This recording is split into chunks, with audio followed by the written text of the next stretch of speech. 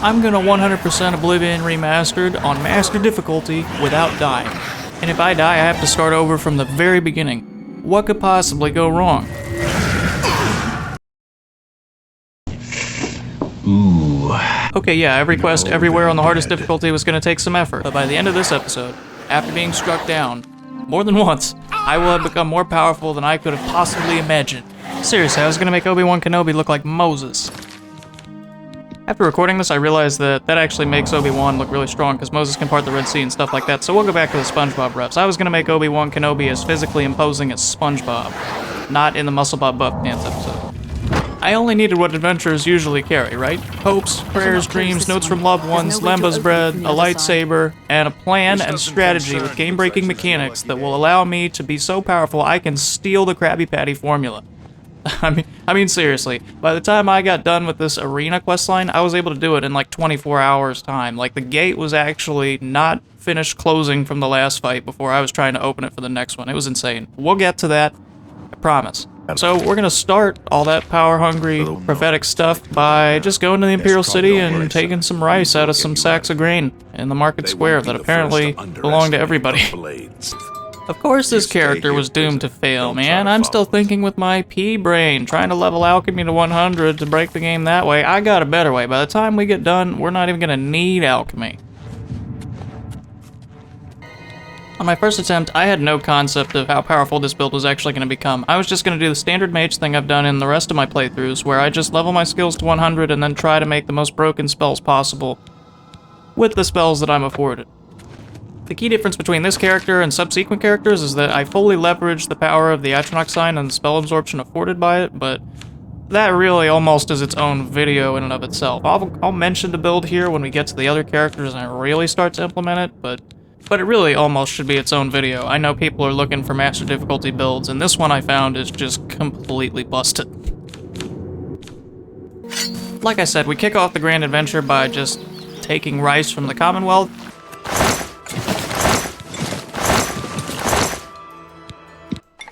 stealing some alchemical apparatuses, and then using them to make a bunch of restore fatigue potions to speedrun our alchemy to 100. I also visit some of the local inns and buy food from the vendors because you can buy the food for like 2 gold an ingredient and make a potion with 2 ingredients for 12 gold, so it's a good arbitrage. The main reason we're doing all this lowly peasant stuff is so that we can complete our villain, be the ultimate hero of the world. But in order to do that, we need money, because we definitely don't have a secret tower waiting for us that we're going to use to train our skills and become the most powerful mage in Cyrodiil. Probably the most powerful person in Cyrodiil. Other than maybe Martin, because he can transform into a dragon, and I can't really top that, so yeah, I guess Martin Septim's kind of just the OG power standard. Anyway, yeah, in order to buy the Frostcrag Spire upgrades and get access to spellmaking, which is going to be key, we need money, and Alchemy gets us money. An excellent. Good morning, Will. A little food. An excellent. What can I interest you in? Bob.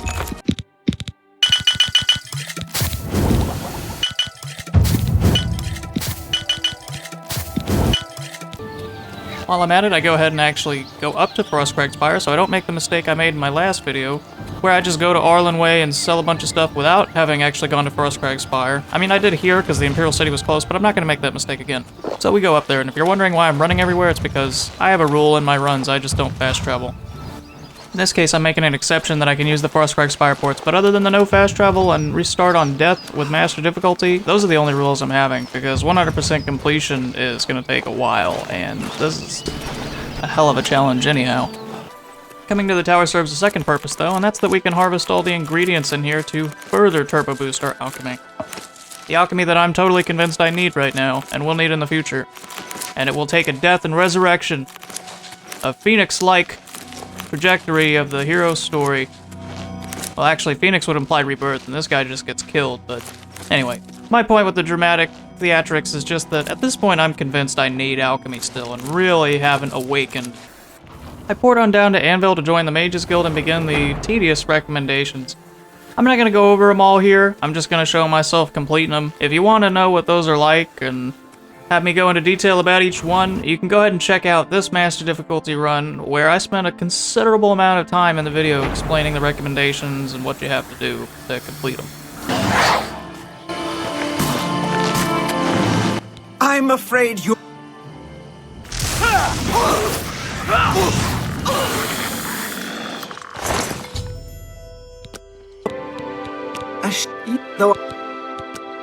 Starting at an anvil has one other really good purpose to it. We get to go up the gold road to Skingrad and grab all the flaxseed along the way, which is going to basically make sure we never run out of magicka.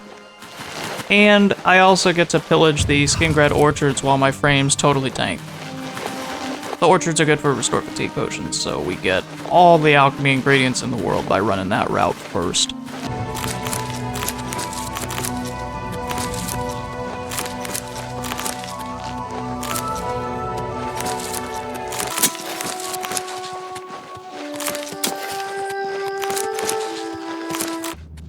I typically save Bleaklat's Cave for like the last recommendation because I'm irrationally afraid of the zombies, but they're really not a problem, man. They're just so slow.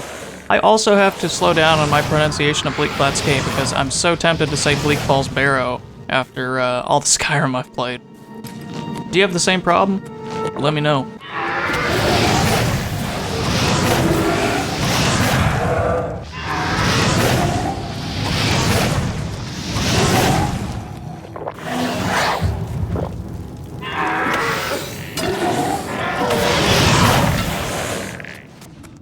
You're hitting... Oh. Go ahead, please. Well met, guildmate. What? Arahorn? I've spoken with Earth, as I've... Hi. seeing. Hello. What's new with you?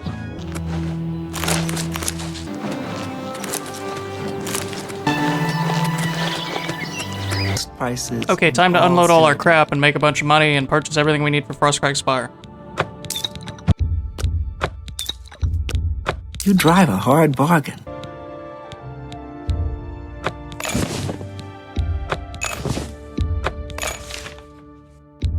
Pleasure doing business with you. Take care. Oh hey, look who it is! We definitely didn't kill this guy in the last episode we did. Happy to see you, bud. stranger, How you doing? comes a time in Sure, man. which We'll help him out. We'll help him. I Go do on feel and bad from the last Wait. time we killed him. It's Help? good to see you, buddy.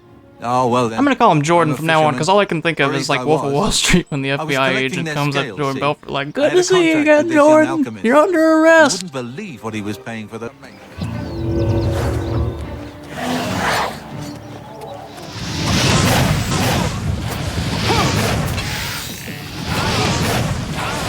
Okay, now it's a quarrel with Teekeus, who tells us to make haste. He wishes to be rid of Arana as soon as possible.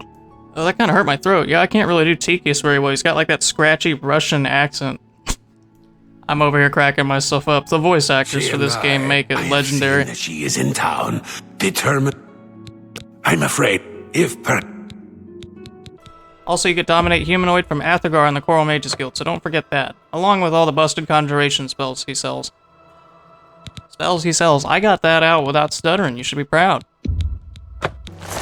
Easy fetch quest, no problem. Ah, yes, this is indeed the correct book. You've not been able to open it, I presume. Then all is well. You shall have the recommendation you need. As always, we take the book back from Teekeus to give to Arana, and then never actually follow through with Arana's little reward. Okay, now on to Bruma and the Prankster Mage quest. I almost called Jaskar Jazargo. I'm really losing it here. I might have to go get tested for mental competency. Well, of course. Raminus would naturally want my opinion, wouldn't he? If you can find Jaskar, he's disappeared. You want to find Jaskar? All right, I think I can help with that. But you have to agree to do something for me first. Meet me here in the living quarters, just after 10 p.m.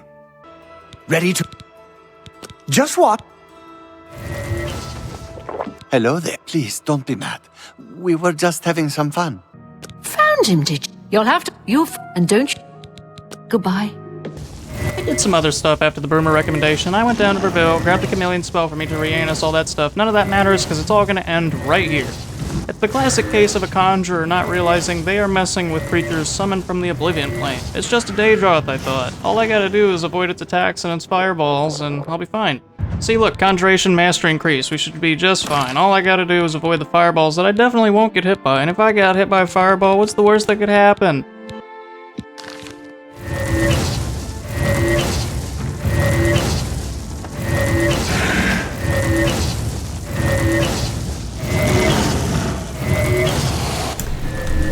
nothing, just a little insta-kill. Yeah. And that's the end of that. That's 5 hours of gameplay right there. Okay, on to the next character. I made a promise. I'm gonna restart. I was really tempted not to restart, but, you know, integrity is like I was really tempted to load a save and say that didn't happen. Which is what I was thinking about doing there, but you know what? This channel is built upon trust. I mean, all YouTube channels are, and any interaction is, but you guys come here to see hardcore challenges, and you guys trust me to fulfill the challenge in good faith, right? So this doesn't work if I just cheat my way through it and call it hardcore. If it's hardcore, it actually needs to be hardcore and involve some degree of suffering and pain. I value my integrity, man. I'm not going to compromise it. Okay, on to the next character we go. Maybe I'll have better luck if I take inspiration from Lord of the Rings and I become Galadriel, you know? Timeless Lady of the Elves. Can't go wrong with that. Okay, same build, but this time I'm just going to immediately book it to Frostcrag Spire, grab all these alchemy ingredients, and then go to Skingrad for more alchemy ingredients. Galadriel is a timeless elf, and she will not make the same mistake that Flamingo, Matador, or whoever the last dude was, Athrogor, I forget the dude's name, but it's not important. Galadriel, though, is a learned character, and she will eventually do all the good in the world and not fall folly to the pride of the elves. My plan here was still pretty similar, though. I was just going to hit up Skingrad, then Leyawen, then come all the way back into the Imperial City and dump all my stuff. Then, while I'm in the Imperial City dumping, I can also buy all the stuff for Frostcrag Spire and continue farming.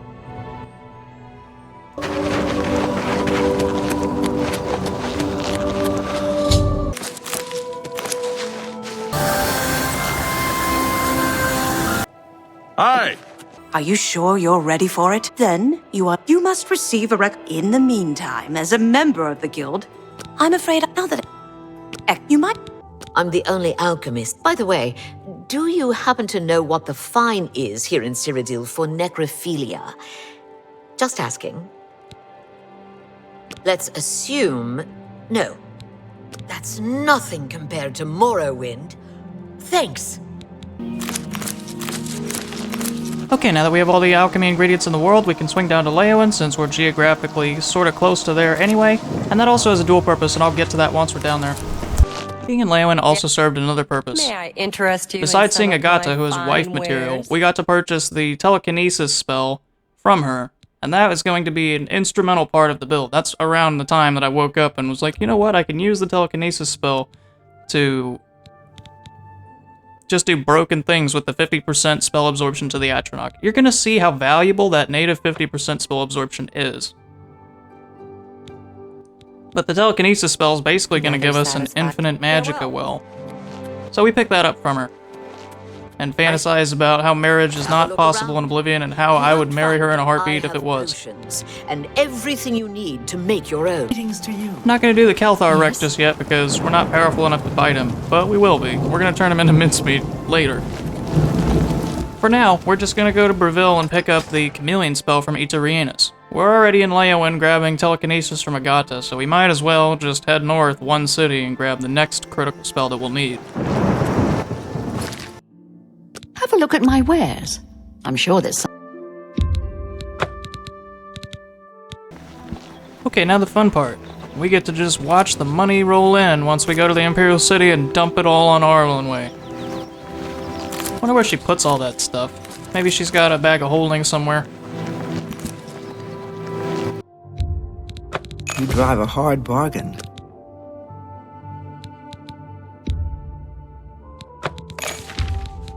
You drive a hard bargain. Be seeing you. Good afternoon. Hello.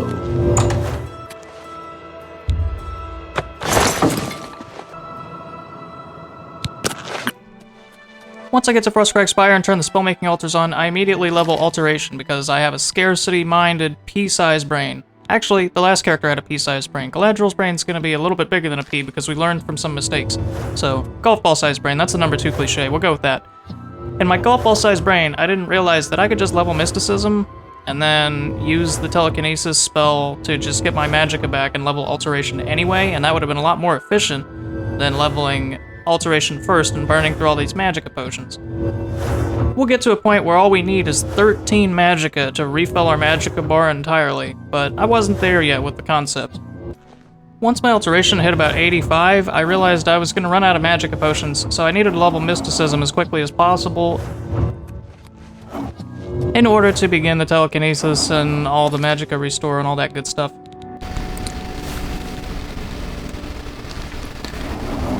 I actually mess up the telekinesis and I run out of magicka potions, and then I'm forced to go get more without having fully leveled my alteration to 100, so doing the alteration first actually had significant consequences because it meant that I ran out of farming materials, and Galadriel may or may not meet her demise at the claws of the Westweald Bears. Hint hint, wink wink, nudge nudge.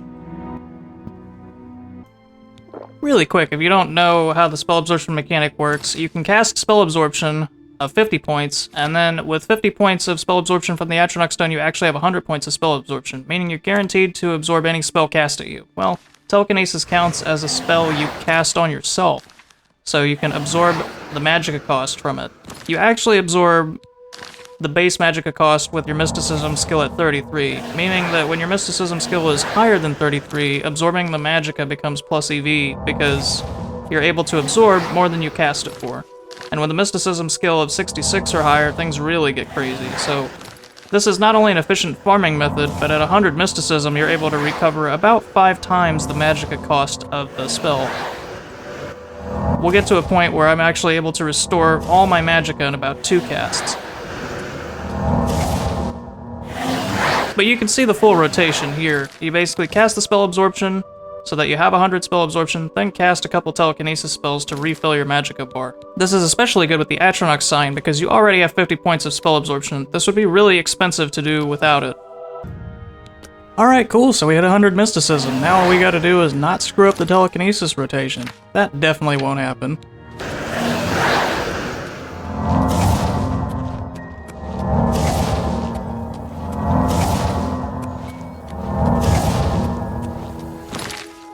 All I could think of was like Mad-Eye Moody from Harry Potter when he's not actually Mad-Eye Moody and he's Barty Crouch, and Barty Crouch is frantically searching for a Polyjuice potion and can't find one, and he's like really thirsty, and then transforms back into himself. Yeah, that's how it felt to run out of magic there and realize I had no potions. If I remember right, I actually think I managed to level up enough here to sort it out. Then it happens again, and I have to go gather ingredients. Try to level up my intelligence to 100 here, but 5 points of intelligence is 10 points of magicka, and so 15 points is only 30 points of magicka, and I don't think that's enough to cast the spell absorption we were looking for, so I end up going to Skingrad to farm some ingredients, and then I get iced by 2 bears. I actually got stuck.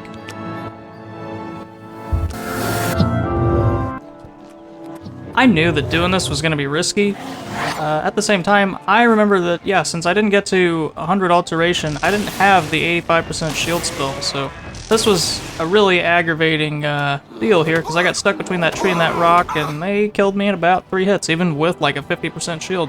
4 hours and 30 minutes down the drain. Okay, on to the next character.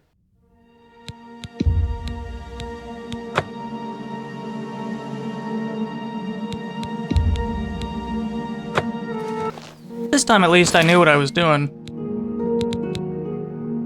When you have 2 ancestors, or relatives, or whatever you want to call the previous High Elves. Maybe they're ancestors, maybe they're relatives, although it would be hard to fathom Galadriel as an ancestor to Hallenway. I don't know. You can headcanon it if you want. When you have 2 previous characters that end up dead, you tend to have a pretty refined game plan by then, and now things were just going to totally change. I knew I had to have 100 alteration and 100 mysticism before trying anything, because I had to have 85% shield and 100 spell absorption at all costs, no matter what. To be extra safe though, I knew I couldn't guarantee myself 100 alteration or 100 mysticism prior to just dying in the wilderness. The best defense really is to just run away or not be seen at all. To that end, I decided I should get 100 Chameleon as quickly as possible, which was going to mean enchanting a piece of gear with 20% Chameleon. So I decided to make for Fort Istrius immediately, in order to soul trap something. That meant we were going to need to pick up a soul gem from Calandril at the Mystic Emporium, which was just a hop, skip, and a jump away, and then we could run down to Skingrad, purchase the soul trap spell from Solinus Vacinus, and then head to the Fort Istrius altar just a short distance away. Well, I appreciate... Farewell. Okay, now we're at Fort Istris, and we need to have a little fireside chat, because the next couple of minutes are going to involve what I suspect is a bug, and game integrity, and channel integrity, and my integrity as a person, and all that sappy stuff. If you're just here for the master difficulty gameplay, and you want to skip ahead, here's a timestamp where you can do that. At the same time, if you're interested in a potential bug, my observations, or you want to hear me get sappy for a minute, stick around and I'll explain everything. In this gameplay, I attempted several times to follow the Shade of the Revenant procedures documented on the Black Soul Gems page on the UESP Wiki.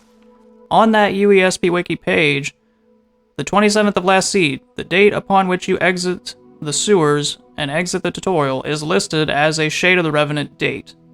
Trusting the UESP Wiki as an ultimate source of truth, I concluded that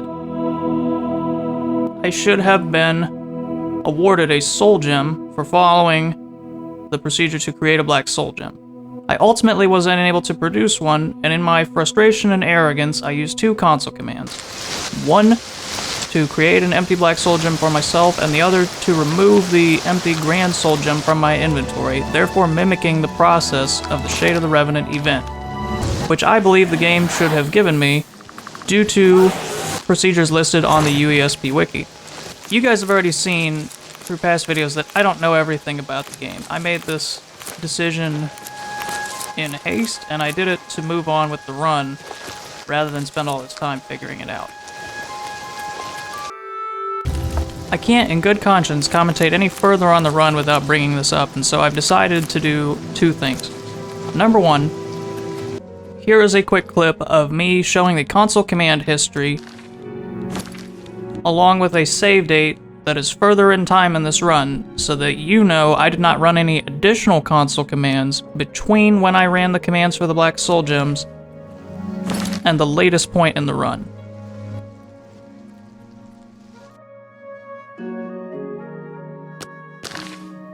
As you can see, there aren't any other additional commands below the adding and removing of the Soul Gem item codes. Secondly, I'd like to apologize for making an assumption, and in extension of that apology, and to demonstrate my goodwill, I am concurrently releasing a test for the UESP Wiki's Shade of the Revenant Black Soul Gem procedure, and you can take a look at that here. In that video, I very thoroughly document what is already documented on the UESP Wiki, and conduct my own in-house tests, which reveal that the Shade of the Revenant event did not occur for me on the 27th of last seed in any of my testing, meaning that it's my belief that the game is either bugged, or that the UESP Wiki information is inaccurate. In either case, I owe you an apology for my arrogance and haste in assuming that I was right and the game was wrong, regardless of what the outcome actually is. I'd like to institute another measure where I'm going to leave a pinned comment asking if you think I should redo the run. If that comment has more than 33% dislikes, I will take it upon myself to entirely refilm, re-edit, and re-release this episode of the Master Difficulty 100% Permadeath Completion Challenge as a show of my good faith to you. Again, I apologize for my arrogance and haste in assuming I knew how the game worked and taking matters into my own hands. The correct thing to do would have been to retry the procedure until I got it right, or to find some other way to enchant my gear. The whole reason I'm going on about this is because me using console commands arguably created a butterfly effect that allowed me to obtain the success I did in this run. So you could argue that using the console commands therefore has compromised the integrity of the run. I wouldn't be a person of integrity or a creator of integrity if I didn't make this statement and take all the follow-up actions associated with it. So, thanks for coming to my TED Talk, and now we'll get back to the game. Pretty soon after obtaining the Black Soul Gem at the altar, we got a chance to fill it. So I did. Jump on my sword while you can. Yeah! After this, I went ahead and visited the Atronach BIRTHSTONE stone, which is northeast of Kavach and north of Shardrock, that grants the Arcane Well spell, which is a greater power, granting 30 points of spell absorption and 10 points of fortify intelligence for 120 seconds. aside from giving me access to a Fortify attribute spell, this would also grant some emergency spell absorption in the event that I didn't have enough magicka to cast the 50 points of spell absorption I was looking for, and could fortify my intelligence. It's a nice extra backup that's useful to have in our pocket at no cost to us. Now the plan continues as normal, except this time we have a filled black soul gem that we can enchant a piece of gear with that will give us 20% Chameleon. So we'll go pick up the Chameleon spell from Ita Reinus and the telekinesis spell from Wifey Agata. Then we'll go back to the Imperial City, dump all our stuff, grab the Mage's Staff for the Breville recommendation, then head on to Frostcrag Spire to enchant our gear and get the 100% Chameleon as early as possible in order to ensure maximum safety without dying. No.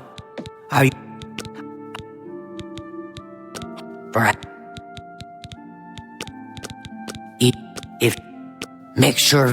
What do you want? Can I? I've never. Oh. All right. I'm a. Tell out. He sold it, huh? Well, very well. And of course, get that stat. What can I... Have a look around. You won't find better prices in all Tamriel.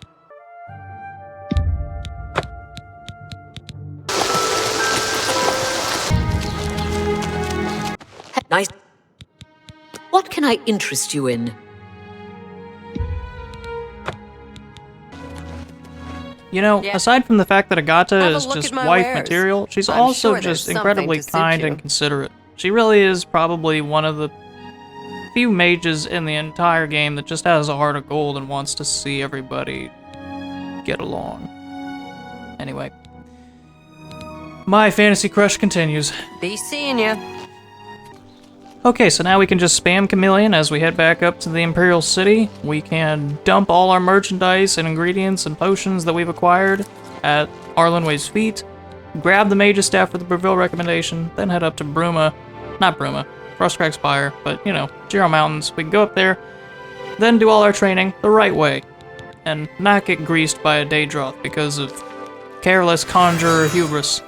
It's funny, it's like you read about conjurers getting killed by their summoned creations all the time, but it actually happened to me. It was irritating at the time, but it's funny now.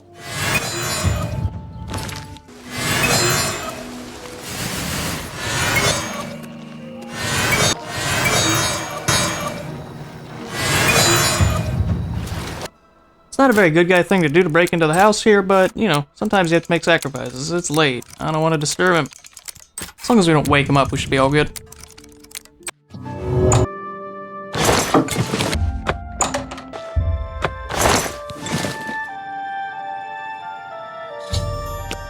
Wait a second, we actually haven't discovered Frostcrag Spire yet, so we have to go up there. Okay, well it's all good. We'll just port down to the Imperial City and then we can sell all our stuff like we said.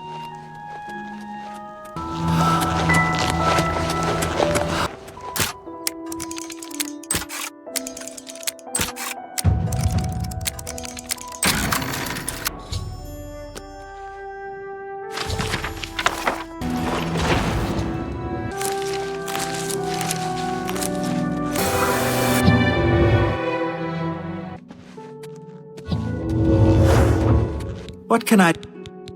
Bye! Okay. An excellent bargain.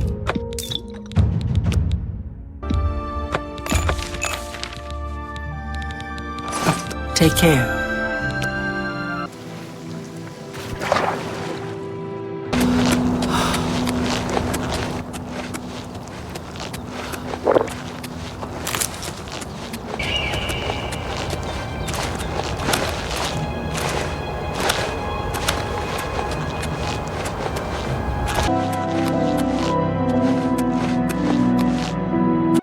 This time I'm a little wiser and I focus on mysticism first and then use the telekinesis magicka refund to focus on leveling the rest of my skills. But first we have to get to 50 mysticism in order to use the telekinesis.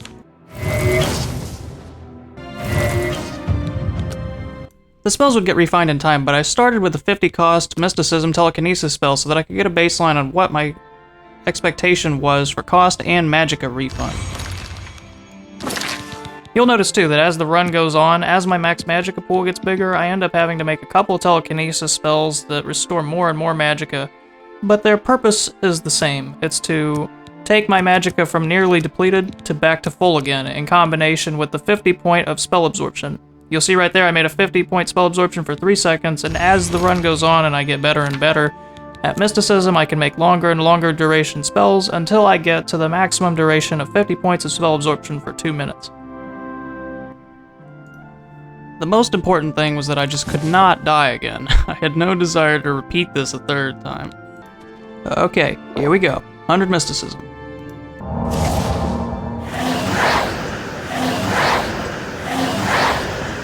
I still need some potions to get off the ground, but right around 66 mysticism you can start to see stuff like this, where I'm casting the spell absorption and then casting the telekinesis spell to get my magicka back to where it was. At 75 mysticism, we're magicka efficient enough with the telekinesis that I can make an improved version of the 50 point spell absorption for a longer duration.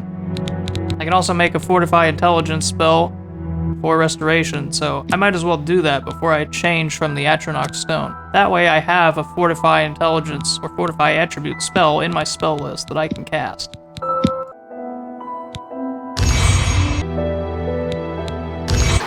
Here's what the process looks like once I'm around 100 mysticism. I get about 5 times the initial base cost of the spell. Eventually my magicka is going to get so large that I'm going to need a spell with a larger base cost. So again, you'll see me make different telekinesis magnitudes and different spell absorption durations, but eventually I'm going to get max duration on the spell absorption and a pretty healthy base cost on the telekinesis, so that I'll be able to refill my magicka in about 2 to 3 casts.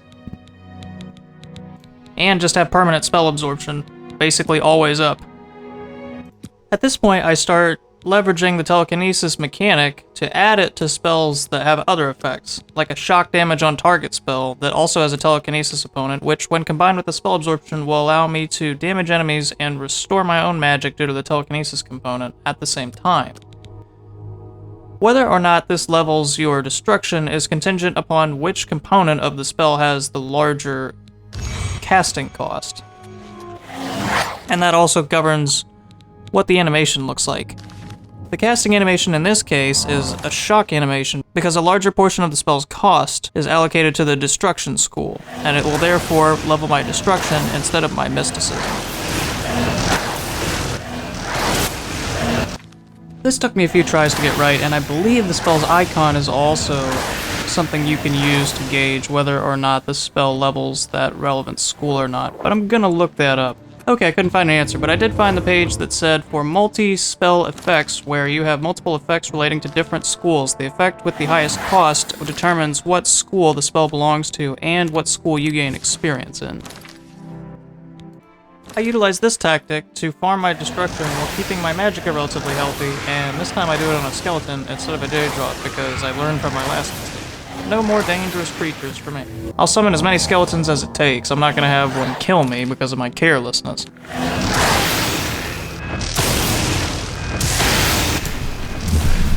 With 100 destruction, I could now focus on casting spells that were destruction focused, but had the mysticism component I was looking for.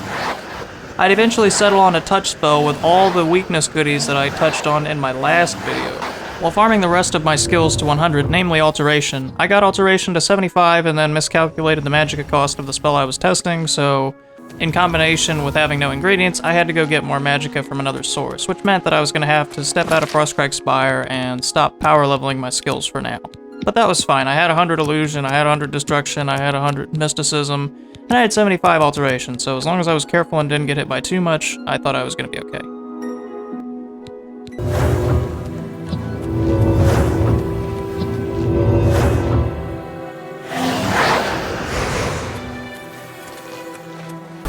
So I poured on down to Anvil and start the whole recommendation process over again for the 3rd time. Same story. Down to Anvil, gather ingredients, go over to Skingrad, the whole deal.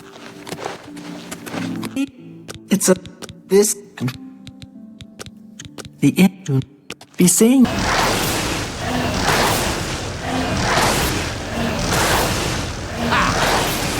Don't you worry, what with the recent killings and all? I'd be ever so scared if it were me. I haven't... well, you take care of yourself. I'd hate to hear about another senseless death. Good luck to you. I was pretty pissed about having to do this for the third time, so I just walked up and hit her, and apparently she has the voice lines for an assault, but if you look in your character sheet, it doesn't actually count as an assault, which is interesting.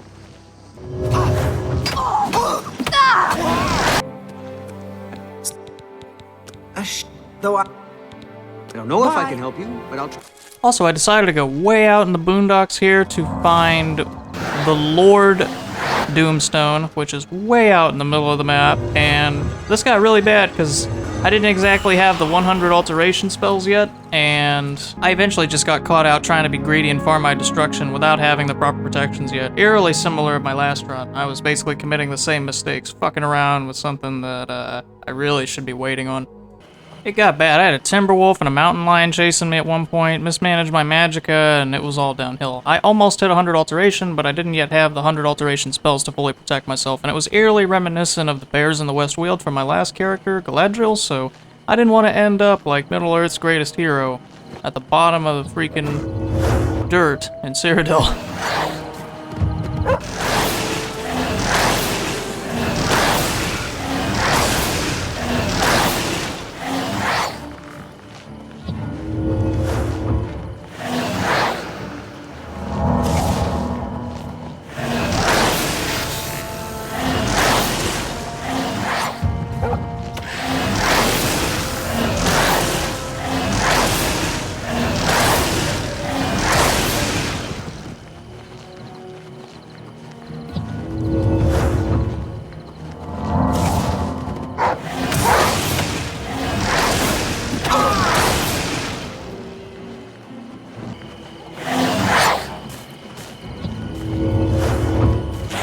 Like I said, no Magicka and a quarter of the way dead. This was bad. If that Mountain Lion behind me caught me, it was gonna be bad, bad news. That was looking like a third restart, for sure.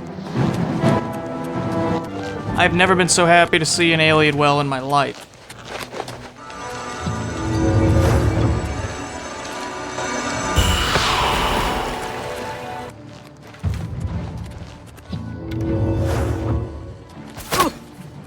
Show me what you've got. Yeah! You'll never take me down.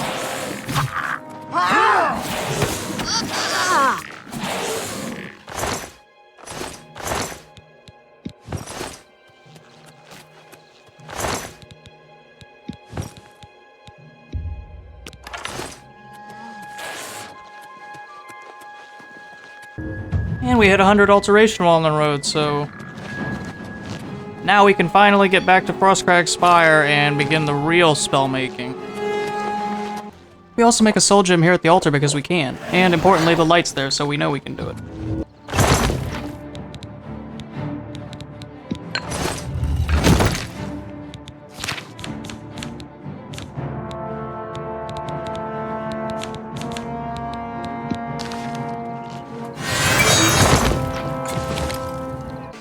I go ahead and make a risky play, and I double back to go find the Doomstone with the Lord power. That grants Resist Frost 50%, Fortify Heavy Armor 10 points, and Fortify Light Armor 10 points, which will give me the Fortify Skill Restoration spell at the Spellmaking altar if I have that greater power. So I go ahead and find the stone and then swap out for it.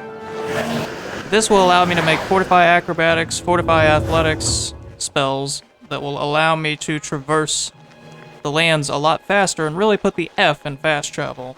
I mean, by the end of this run, my computer is going to have trouble rendering the game because we're moving so quickly.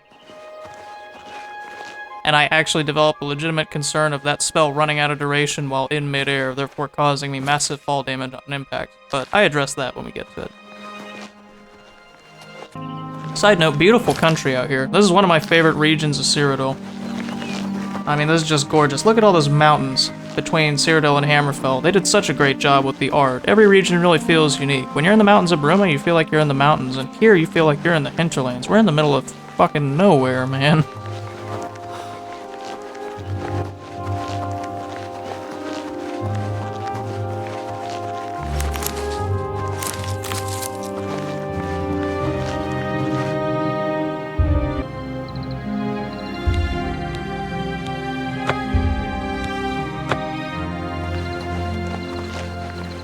Okay, now we're gonna run basically from the border of Cyrodiil and Hammerfell, where we can't go any further because we've reached the border of Cyrodiil, to Coral. We're gonna run the entire Hinterlands, and it's a beautiful country run.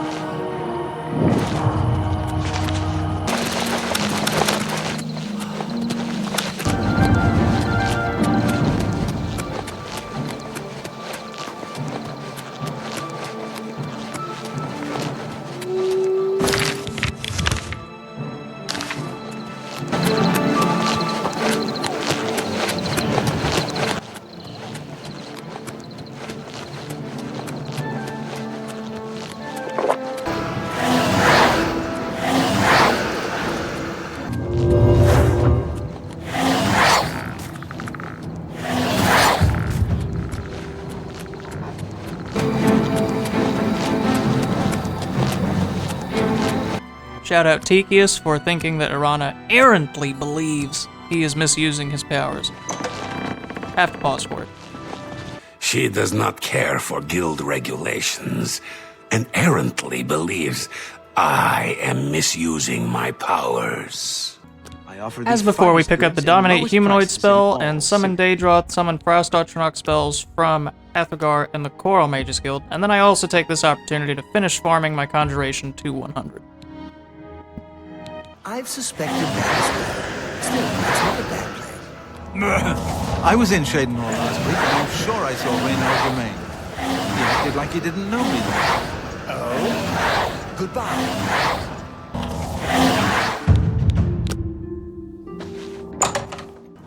I will say that the Daedroth is a really refreshing change from the Spider Daedra handicap and the Sewer Regs run. I feel really safe with the big boy around. Okay, now we're back to Frostcrag Spire, and damn, we ran all that way from the Lord Doomstone, which is like on the border of Cyrodiil and Hammerfell. And I'm really glad to be back because I'm not about to get caught lacking without 85% shield again. I'm really excited to be back so that we can start making really busted spells and really leveraging the power of the spell absorption. This build is about to take off in a huge way, and we're about to just dominate the world. First, we were going to need more magicka, which means that we're going to need to get our restoration to 100, but fortunately I made a Fortify Intellect spell while I had the Alien Willpower from the Atronach Doomstone.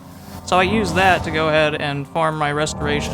Once I get my restoration to 100, then we can really start increasing our max magicka, increasing our statistics, using the telekinesis effect to refill our magicka while increasing its maximum value, and then using that max magicka to condense and improve our spell power and spell effectiveness.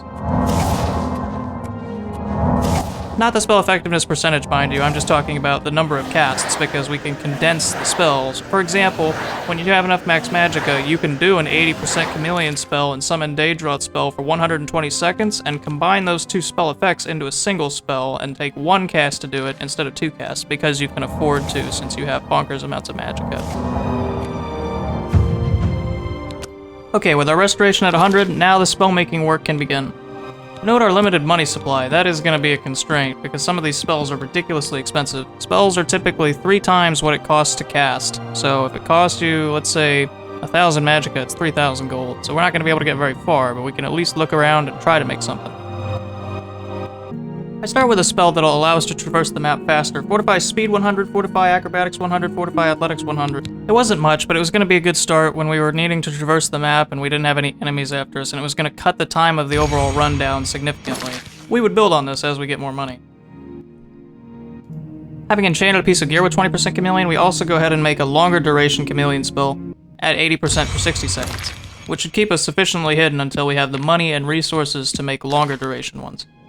I neglected to pick up Weakness to Magic in the Skingrad Mages Guild, but this was the best I had for now. 20 points of damage for 1 second for each element on target, and then Weakness to Fire, Frost, Shock, and then a Telekinesis component to help with the magic cost.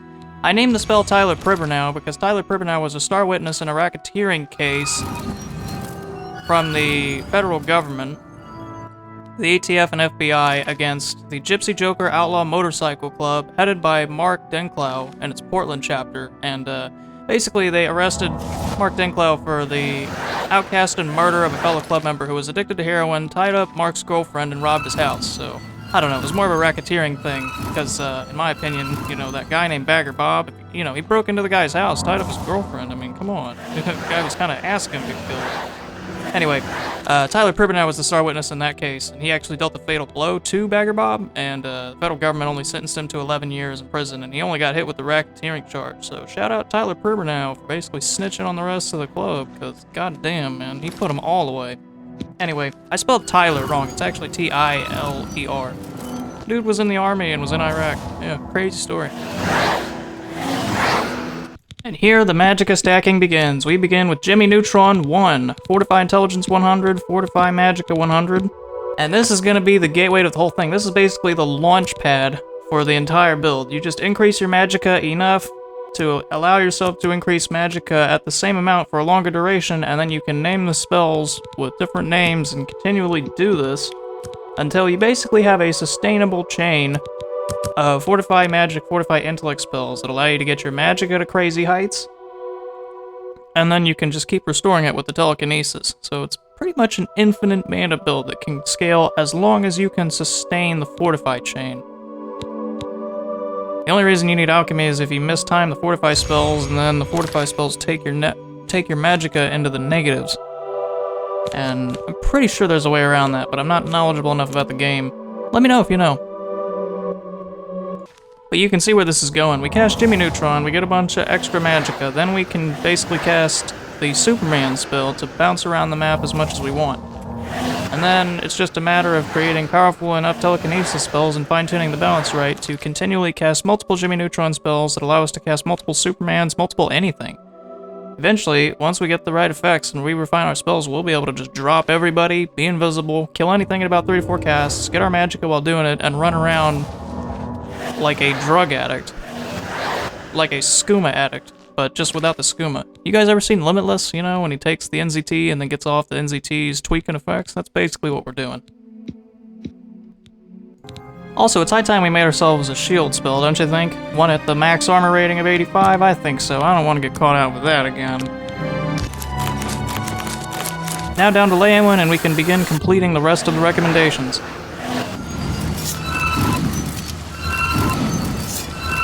Guess it was nothing.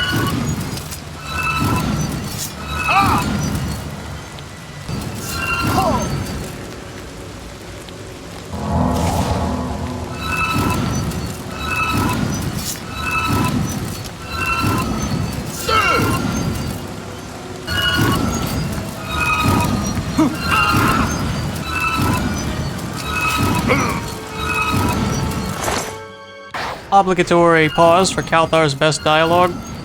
Look, just stop right there, all right? I can't let you leave with that amulet. I need it right now. I shouldn't have to go through all this just to get rid of her. Why did you have to get in the way? Why are you trying to ruin everything? Where are you? Where are you? Where are you? Where are she was? Where are you? Where are you? Where she was? What? Found it, have you? Ah, with the voice. Though I must warn, it will be up to you to decide.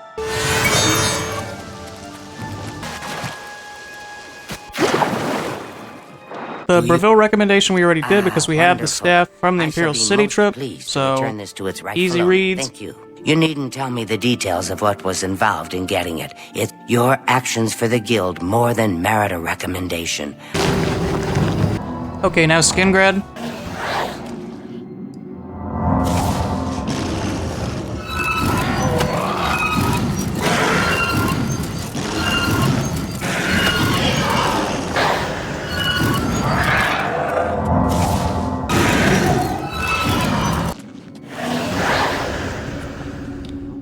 You're...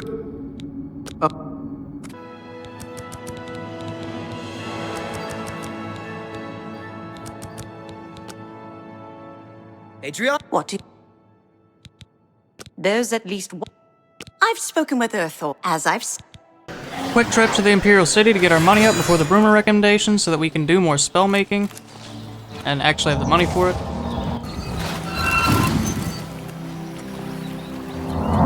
Certainly good. Saurus Aaron glad. sure seems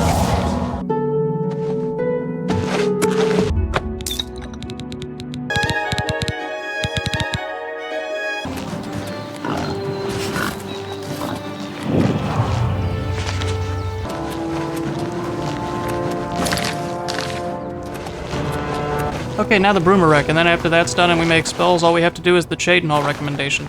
If you can find Jaskar, I'll write the recommendation immediately. Ready? Just what? Hello there.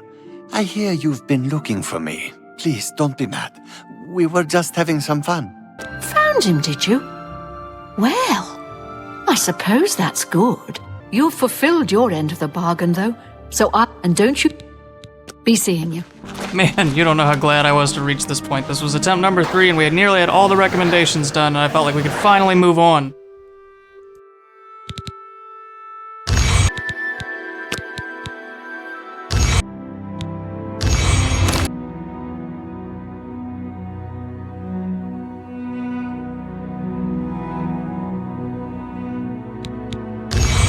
Here I made another big mistake, and while I was editing spells and looking stuff up on the UASP wiki, I stopped recording and then realized that I did not press re-record as I went to go do the Cheydinhall recommendation, which is the last one, and the Arcane University quest. I was gonna call it Wolfskull Cave, that's not it. What's the name of Wellspring Cave? Jesus, I'm getting my Elder Scrolls games all kinds of mixed up. Wellspring Cave, not Wellspring Cave. Wellspring Cave is...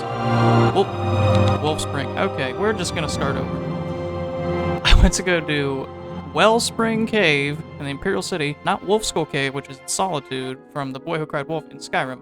Wellspring Cave in the Imperial City. And went and did that and got my Mage's Staff. So here in this next clip, you're going to see me have a Telekinesis Staff. That's not on accident, I just forgot to hit the record button. So I ask humbly of your goodwill to trust that I didn't die during that time period. I slaughtered those Necromancers, picked up a bunch of items, and it was a fun time. So, thank you for your patience. This video had a lot of challenges, both in my own integrity and in making it, so I ask for your patience as I grow as a creator, and I appreciate all the support so far, guys. It means a lot. Okay, well here we're doing some really cool stuff. We've got a Drain Health spell that doesn't last very long, but it still is impacted by weakness to magic, so we put it in there. That'll help get their health down and have a really cheap cost. And then, of course, we do the Fire, Frost, Shock elements, all damage-based, then weakness to Fire, Frost, Shock, then weakness to magic, then Telekinesis to help us get some and or all of the spell cost back when we cast it with our Spell Absorption buff. And then on top of that, I'm going to put Resist Magic on for 2 seconds, so I don't end up dead like I did in the 1000 Infamy run, touching a Golden Saint and having Reflect Spell, because Reflect Spell comes before Spell Absorption, so if an enemy reflects a spell at you, you can't absorb it. But I will post a screenshot here of what the spell looks like in its entirety so you can see all the effects. The crazy part about the spell is not only does it absolutely drop NPCs with the drain health, shock damage, fire damage, frost damage, and 100% weaknesses to all that, and all of that stacks, not only does it just drop them, it protects us from reflect spells for about 2 seconds. We're still going to take some damage because we have the high elf weakness to magicka, but on top of that, we're actually just going to get all the magicka back. It's a magicka positive spell with all of the telekinesis and mysticism and absorption that we have baked into the kit. So you can drop NPCs in like 4 or 5 casts and get paid magicka for it. It doesn't get any better than that. Actually, it does. What if you could do an AoE nuke for like 1400 magicka? We're heading that direction, but so far in this episode, I managed to kind of make it work, but I think we're going to need more magicka than that.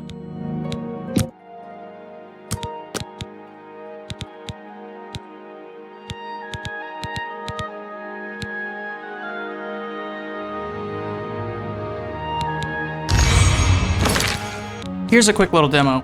Importantly, we have to start with the Jimmy Neutron spell, which fortifies our intelligence and magicka. Then we have to cast the spell absorption, and here you can actually see we're casting the Can't Stop This spell. Plus we have the telekinesis staff to just regenerate our magicka, because that actually counts as a spell absorption. So anytime we need magic in a hurry, we just throw a staff charge out there. And you'll see how we gain magicka with the Can't Stop This spell. It looks like a target spell because of the telekinesis, but it's still untouched. We still have to get close to people.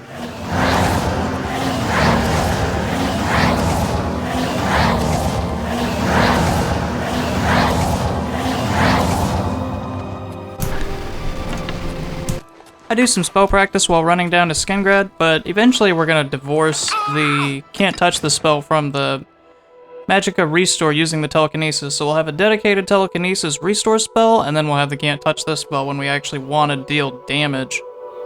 I keep saying can't touch this. It can't stop this. You know, whatever. The NPCs, they're not gonna put up any serious resistance. Now. The only way we get killed is through our own negligence at this point. It takes me 2 or 3 casts to kill this bandit up here, but the hilarious part is we're casting the damage spell the whole way to get our Magicka back on our way over to him. The funny part about all this is that I'm about as incompetent as my first Baldur's Gate 3 playthrough, and in my overpowered lunacy, I accidentally hit Erlis the Shepherd here, so he's mad at me because I hit him with an assault spell when I was really just trying to get my Magicka back and go about my business. So he accepted my yield, but his sheep did not, and I did not want to get killed by sheep, so I just let him go. Sorry, buddy. I will probably kill you later once our character completes the villain arc.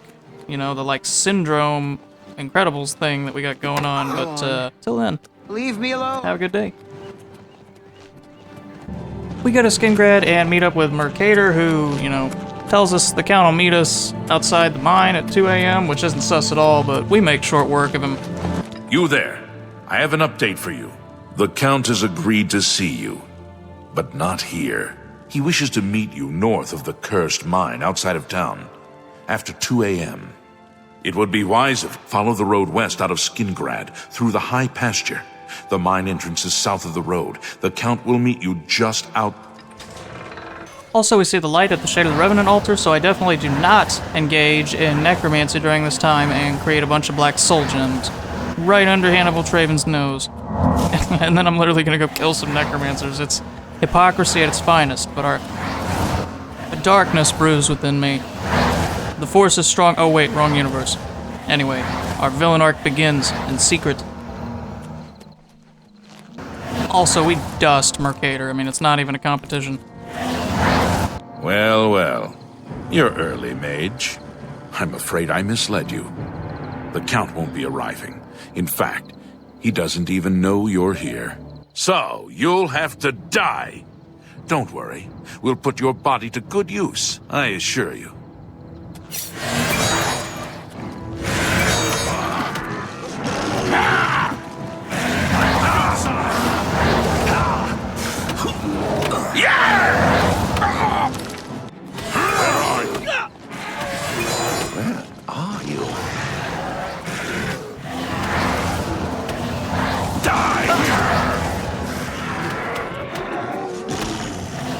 He was here a second ago. That's the best you can do!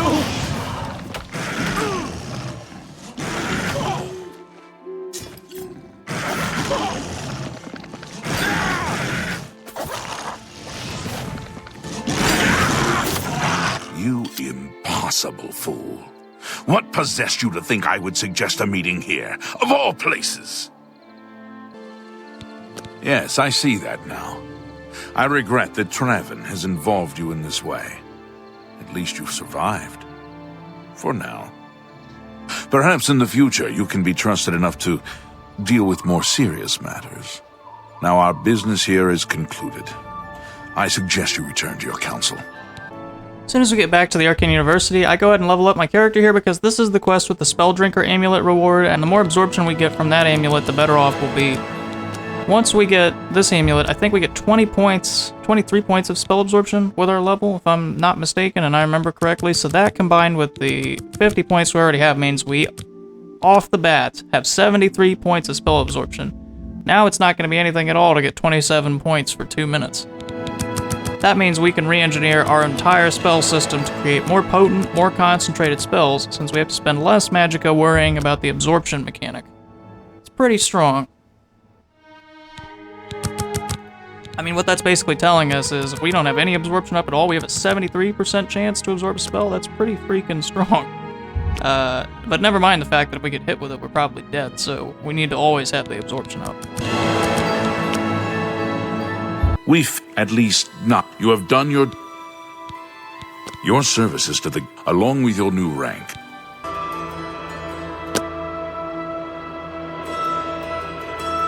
Deserves. The last report I received from Scalia... Urlab Jarol tells us about indicated there was some Vahtecen, sort which of is a problem. project that the Mage's Guild is working on. It's basically a break from the main quest line, like I'd Reinus says, investigated but further, I'm needed here just a with the giant council. puzzle, and I'll kind of Reinus explain says it when we you've got get to a it. good head on Before we your do that, though, we are going to go Look into it for me, make will some you? more spells. You can find Scalia at the site. Back to Frostcrag Spire for the next evolution of spellmaking. Mercator said he'll put my body to good use, but here I am putting his soul to good use, and the souls of his friends. I'm the true Necromancer. Mannimarco will have found that out, but I don't know. I'm getting real Anakin Skywalker vibes here, gotta be honest. Except I'm worse than Anakin, because Anakin didn't get his promotion to Jedi Master, and I did get a promotion to Archmage, and I still am probably gonna be evil in the end, unless somebody dissuades me. Anyway, we slap a bunch of Fortify Magicka enchants on our stuff and call them Alien Party Clothes. So, you know, that's like 75 points of magic or something. I don't remember off the top of my head, but it's still quite a beefy amount.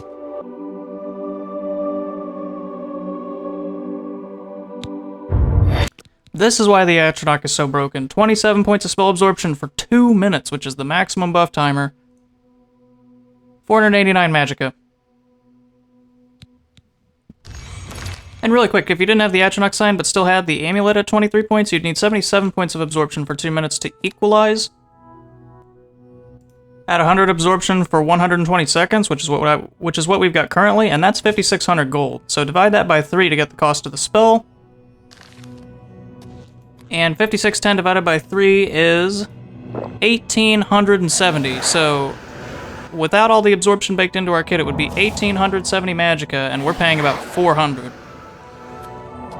1,870 magicka would be just about all our fortify spells. It'd be pushing the limit of what we were able to do currently in this build. So that's how busted the Atronach sign really is. It's effectively saving us around 1,400 magic, roughly. Pretty freaking strong. A normal build would have to fortify up to that point, then cast the spell absorption, then get their magic all the way back up, and we don't need to. One cast and we're good to go. And still have most of our magicka bar remaining. One thing's for sure, this tactic would be difficult to execute without the 50 points of absorption we natively have built in. Here I'm doing what I've talked about this whole run, and I'm condensing spells. So here I'm making a Chameleon spell and a Summon Daedroth spell. The idea is that I get myself out of trouble and summon a creature to fight on my behalf and immediately give my enemies something to worry about at the same time. And of course we slap a telekinesis component on there to help with the cost. Most of our spells now are getting into the 400 to 500 range cost, but with all our max magicka boosts due to the Atronach, High Intelligence, and the Fortify Magicka, Fortify Intelligence, Jimmy Neutron spell, we're easily getting up into the, 800 or 900 magic, so it's not a big deal. Now we port on over to Cheydinhal to get easy access to Vahtecen, which, the puzzle's pretty simple. You go and you read these 4 stone tablets around the room, translate the Iliad speech into human text, and then the guy will tell you what spell you need to cast. So in order, it's a Fire spell, Frost spell, the Image Magicka spell, Fortify Magicka spell. If you don't have any of those spells on hand, there are a bunch of scrolls in a chest near this guy that you can actually pick them up from.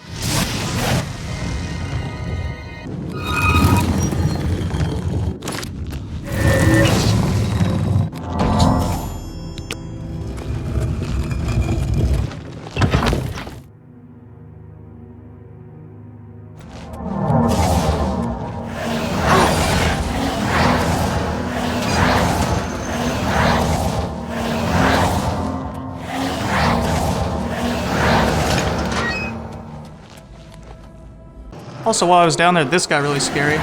He's got a reflect spell on. Thank God I have the 100% resistance to magic in that, can't stop this, otherwise we'd be dead. Don't worry, I got something down the line for that.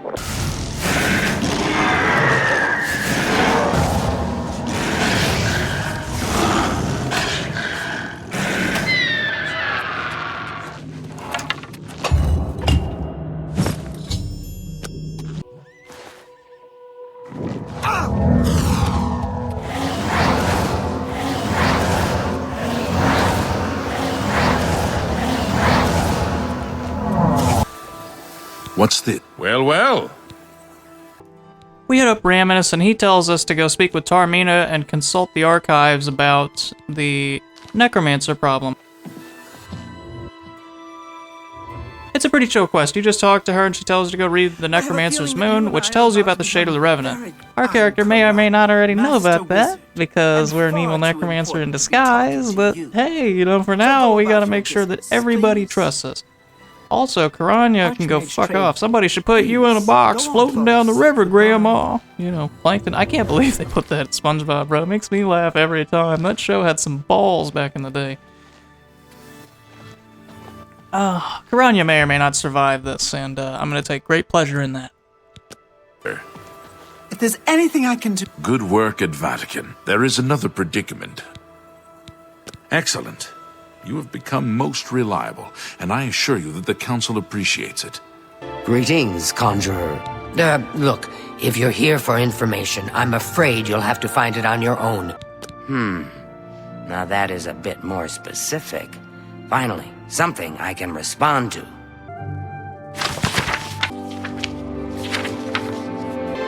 Well, a most interesting text, is it not? We are fortunate that at least one necromancer took the time to record the I am unfamiliar with the Shade of the Revenant described within the book yourself. After we talk with Tarmina and we get the Necromancer's Moon, we find out that the Shade of the Revenant ritual occurs in those locations, and we tell this to Reinus. It's correct. So, Falcar expressed interest in this Revenant. This lists several locations. Go to the Dark Fissure the next time this shade occurs. So Reinus, of course, told us to investigate the cave, but if only he knew that we knew.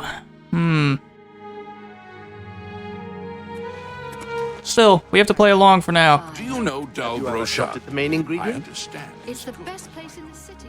Interesting fact, you don't actually have to wait for the Shade of the Revenant. The quest tells you to, but you can just kill the worm anchorite that steps outside and take his note, and then the quest will call it good. So, a little pro tip if you want to save some time.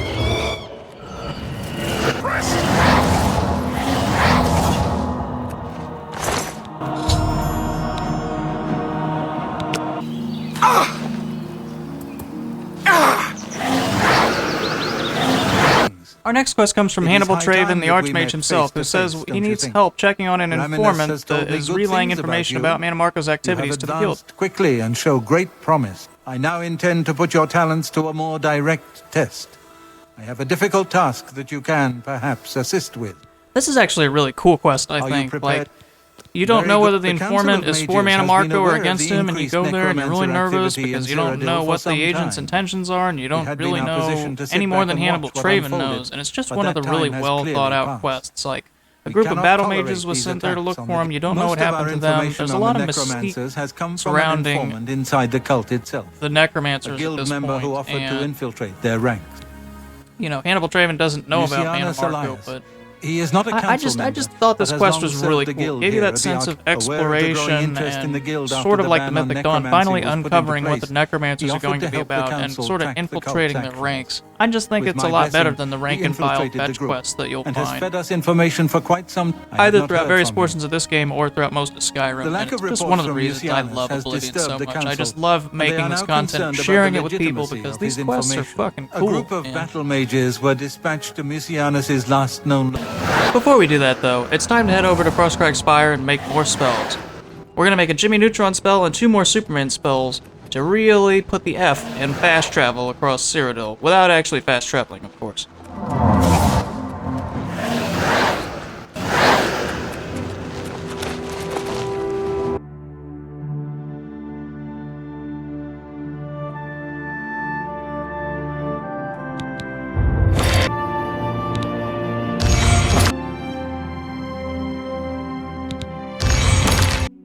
Was all coming to a head.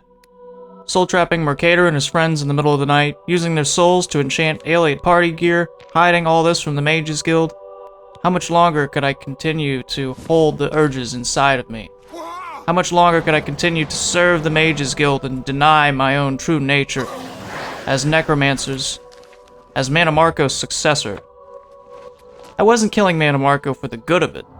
I was killing Mannimarco because deep in my heart, I knew I was destined to take his place. On that semi-dramatic note, nothing is more evident about the brokenness of the build than when I pinball down this mountain. I mean, I almost kill myself with the fall damage here, just from all the jumps and acrobatics and all the stuff as I'm descending. I mean, it's insanity.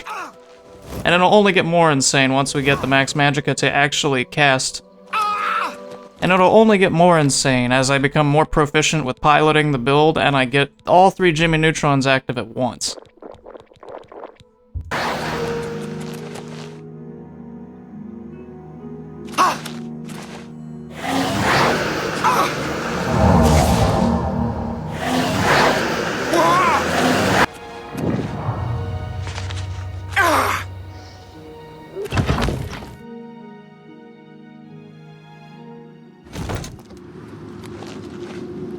You? There's no time. Follow me! Also, I totally forgot about this upcoming part. The only reason that I survived is because I just jumped as soon as I felt the floor move, but I forgot that dude runs into the floor and then basically gets killed on the trap.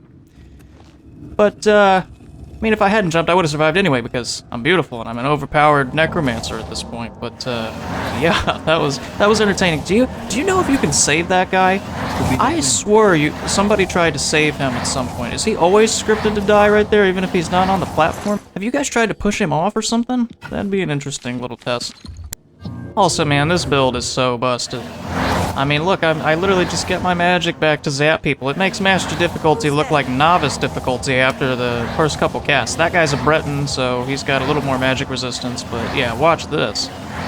That Wraith is gonna give me half my magicka back. I'm out of magic? Alright, go ahead and cast a Frostbolt at me. Oh, here we go, that's half my magic bar. Game on. 2, 3, 4. 4 casts, and that's a done deal. And I get magic back while I do it. Oh, I love this game. I love spell absorption, I love the Atronach sign, I love just being this powerful. It really is busted. Let me know if you want a dedicated breakdown of the build and how to orient the spells on the hotbar and everything, like a guide. I'd be more than happy to make a guide on how I did this.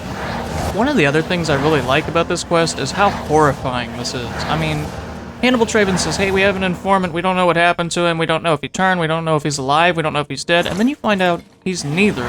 He's alive, but he's not himself, at least not in the sense that he's a recognizable, functioning human being. Like, it gives off like a Gears of War type horror vibe. It's just appalling in one of the worst ways possible, and the game just leaves you to discover that. You know, there's nobody that tells you like, hey, I know what happened, he's not himself. You just walk up on him and find him like that. It's such great narrative control of the story, man. Like, if you weren't against the Necromancers before, you have to be now, right? I mean, we're not, because we trap Black Soul... I mean, I'm not, because I trap Black Soul Gems in the Necromancers, and I'm on a power-hungry Anakin Skywalker level of darkness, but, yeah, let's go, man.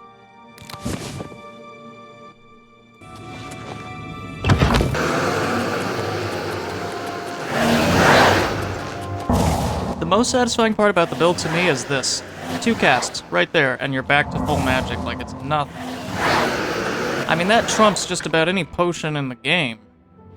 I think most potions are, what, like 19 magicka per second, so you can chug 6 of them, which is like, we'll just call it 120 magicka per second, and you can restore 1400 magicka bar in 2 casts with the telekinesis. It's really just insanity. Good tidings. I know I Good keep day. saying that, but...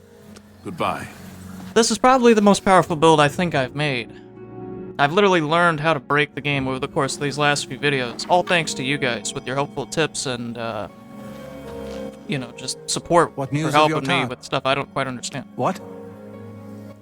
By the 9, and there was nothing you could do for him? What a horrible fate. I cannot imagine how they could do that to him. So many lives lost. I thank you for... Before we continue... Be seeing you.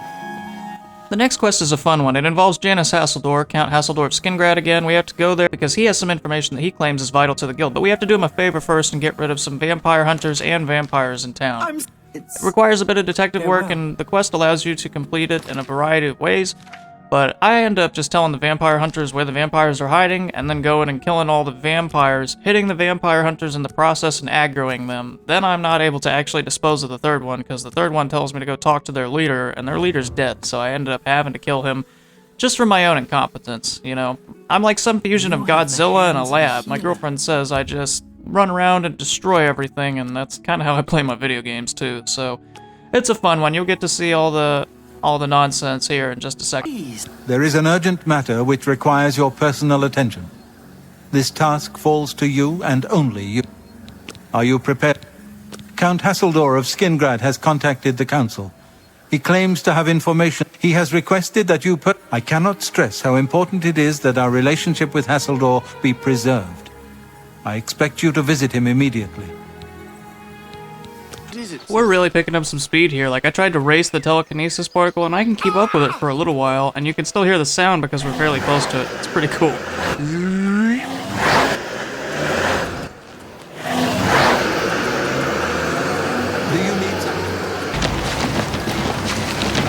So I've heard. Welcome, Guild Mage. We meet again, although in different circumstances. I fear this time you may find the results no more to your liking than the last. Less so, perhaps.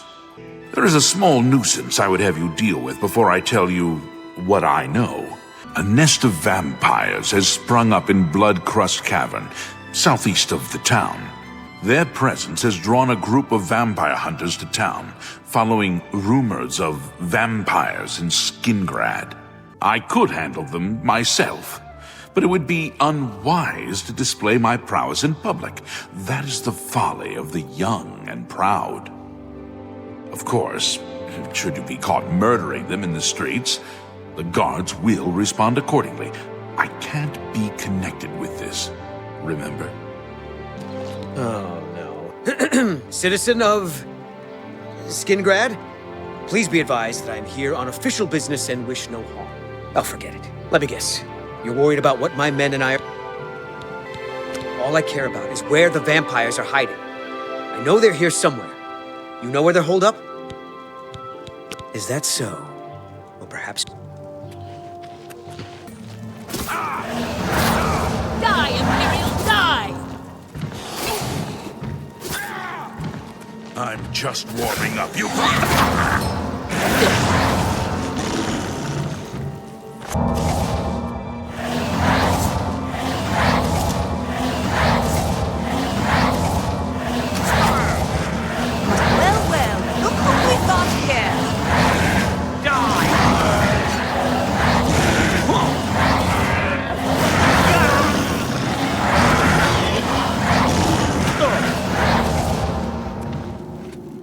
increasingly prevalent in the Somerset Isle. It seems Somerset Isle has become a much more dangerous... Rats or scurry? Shadows making me jumpy?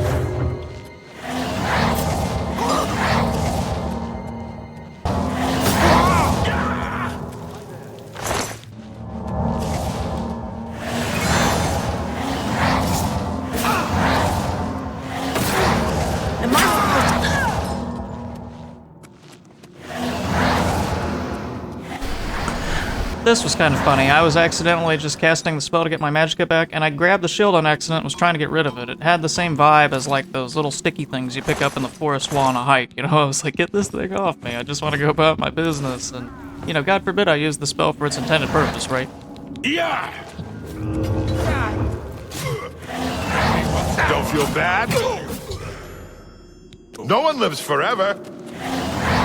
You're pathetic. I'm on your side. I'm on your side!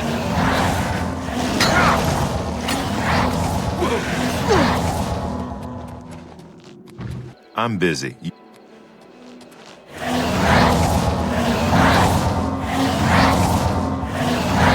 Interestingly, killing that guy doesn't result in an infamy point. Like, even though it counts as a murder of an innocent person because you get the Dark Brotherhood message at the top that your killing has been observed by forces unknown, it does not result in an infamy point, which I thought was interesting. Your guild does not fully appreciate the danger which quickly approaches. Hopefully when you return to them, their eyes will be opened. Mannimarco has returned. See to it that your leader, Traven, learns this as soon as possible. I have no love for your guild, but I have no wish to see it destroyed either. He is an old and powerful necromancer. Traven will recognize the name even... notes from Skin... What? Is that possible? This is grave news indeed. I had, perhaps foolishly, believed that necromancy was all but stamped out in Cyrodiil. It seems I couldn't have been more mistaken. I shall need to consult the council as to how to proceed with this situation. Thank you for the information. It may save many lives. The muscles on you. I know that Karanya's a necromancer, but even if I didn't know, I don't know whether to be turned on by that comment or repulsed. Both, maybe. Seeing you. She just looks hungry, but not in, you know, hungry for my soul, maybe. Good It's day. unnerving. You do not... The Arcane Universe? Okay, time to do the next tier of spellmaking back at Frostcrag Spire. This is when the build is really going to exponentially take off in power.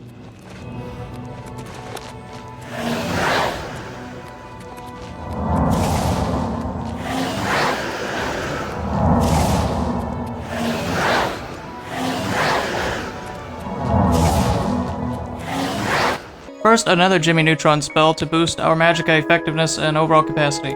Actually 2, because what's better than 100 magicka? 200. We're also at the point where we can make a max duration Chameleon Daedroth combo with the telekinesis component also. Finally, we upgraded our shield spell to 85% shield, put a health component and resist magic component on it, and put a telekinesis component on it. And I called that Battlehorn Castle because that's pretty much what you are as soon as you cast that. Nobody can kill you, you're like Patton's third army. But you'll notice how we're layering and stacking our spells, adding components, extending their duration, and condensing effects so that we have fewer casts to make in the long run. My personal favorite, a Wolverine spell with 50 points of health for about 10 seconds, and a Fortify Endurance by 100, and that'll pretty much weather us through just about any storm. When I was recording this, I thought that this was the time that Hannibal Traven said he needed to debate with the council, so... if I recall correctly, you have to wait a couple in-game days because he says he's still debating.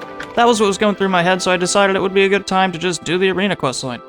I was fairly nervous about it because the arena combatants do hit pretty hard, especially on Master difficulty, and we weren't going to have the Chameleon spells because we didn't have 100% spell effectiveness since we were forced to wear the Raiment, which means we lose the 20% Chameleon and we lose the 80% Chameleon spell effectiveness. But it didn't really matter. We just put the shield on, I kept my Wolverine spell up, and it was all good. You what? You want to be a combatant? Look at you! My granny could beat you, and she's dead! Wait, you're serious, aren't you? What is it with you people? You walk in, want to be combatants, and your entrails end up decorating my red room. All right, it's your funeral. Welcome to the arena, you filthy pit dog. So, for your viewing pleasure, here is a montage of me going through all the arena combatants in about an in-game day or two. Oh yeah, and because we iced one of the vampire hunters, Lucian Lachance faces a visit in the arena. Apparently, according to him, that's a secure location to offer me an entrance to the Dark Brotherhood. You'll need a clear conscience for what I'm about to propose. I am Lucian Lachance, a speaker for the Dark Brotherhood, and you are a killer. Taker of life, a harvester of souls. Your work, your deathcraft, pleases the Night Mother, and so I come to you with an offering, an opportunity to join our rather unique family. So, I have your rapt attention. Splendid. Now listen closely. On the green road to the north of Breville lies There you will find a man named Rufio. Kill him. Do this, and the next time you sleep in a location I deem secure, I will reveal myself once more. No? The Night Mother seems to think otherwise. Allow me to grant you a gift, in case you reconsider. It is a virgin blade, and thirsts for blood. Now, I bid you farewell. I do hope we'll meet. Your path is clear. Send Rufio to his death. You haven't run home to Mama yet. You might be ready, but the arena... Get a move on. Brotherhood will embrace you as family.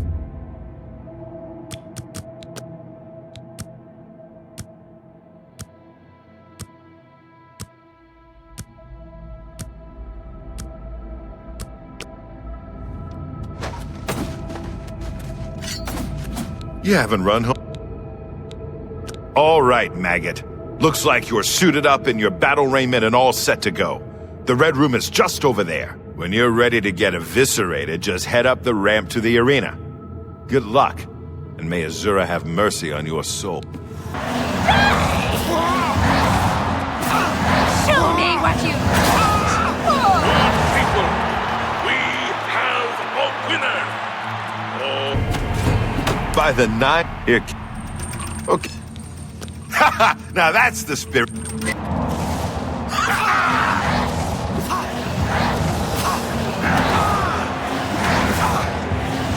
the best the blue team has. Good people, we have a winner!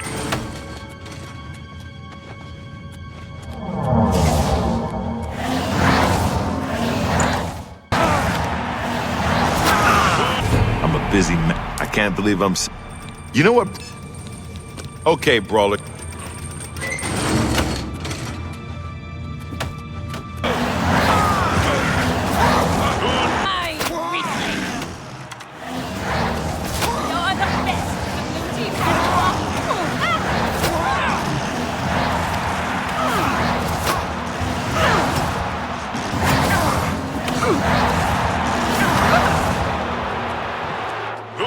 Those girls didn't stand a chance. Good job, Brawler. Here's your take. One more match and you'll... You beating those twins is a good sign. You got a lot of fight in you. Let me know when you're ready to get bloody. Your next opponent is a Khajiit.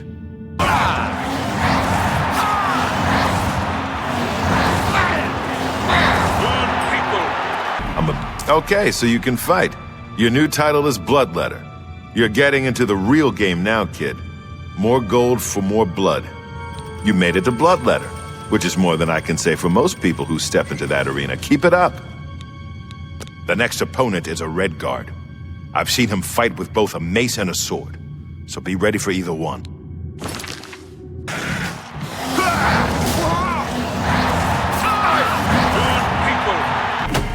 That was a good fight, Bloodletter. You really showed that Red Guard who's boss. Here's your take. Come on, Bloodletter. Don't lose your momentum now. Keep...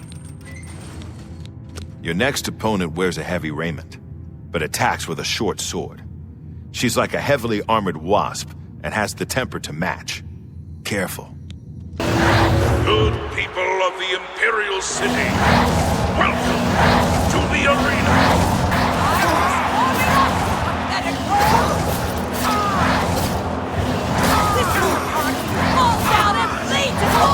Okay, so you killed the Breton. Don't get a big... My Red Room got its paint job from fighters like you. After you disemboweled the next idiot, I want you to smear his blood all over the walls.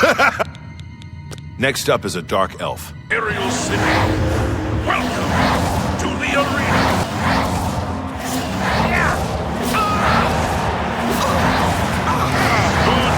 Good work, Bloodletter, or should I say Myrmidon. That's right, you've risen in rank. You know how it works. More blood, more gold. Here! All right, Myrmidon. Time to stop messing around. You ready to teach those yellow teeth? Don't be fooled by your next opponent. The little dagger he... Good people of the Imperial... You die!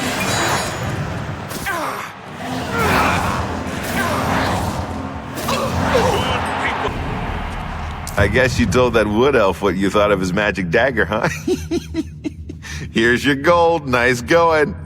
You're hungry, Myrmidon. I can see it in your eyes. You ready to feed that hunger, huh? You ready for another match? The sense of progression you get from Owen is just so cool. I mean, he starts off just shit-talking you, and by the end, he's like your best friend.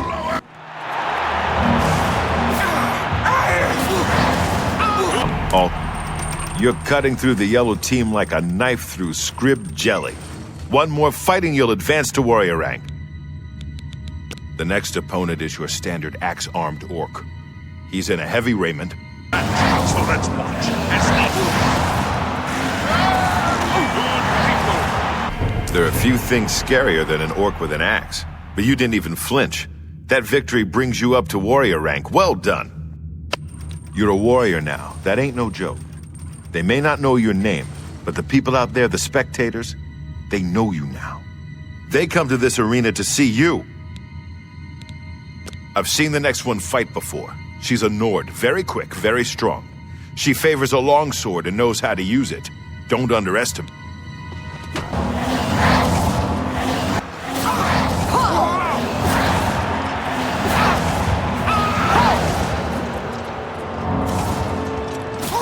You'll never leave this arena alive. You left that Nord in pretty rough shape, warrior. Look at you. Ah, spellcasters. That's what this next one is. A high elf sorceress or something. Just get in close and stab her a few times. That'll teach it. And if they fill their opponents with suffering.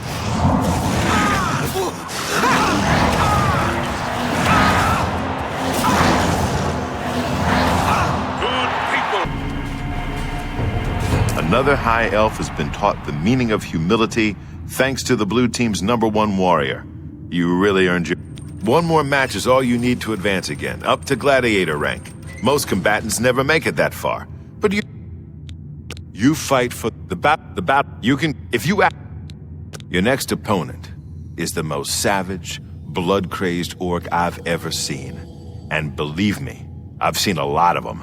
This will not be fun. She'll come out of that gate with a warhammer the size of a child, and she'll swing it until your head explodes. Don't let that happen. This is an important match, for the winner will advance to the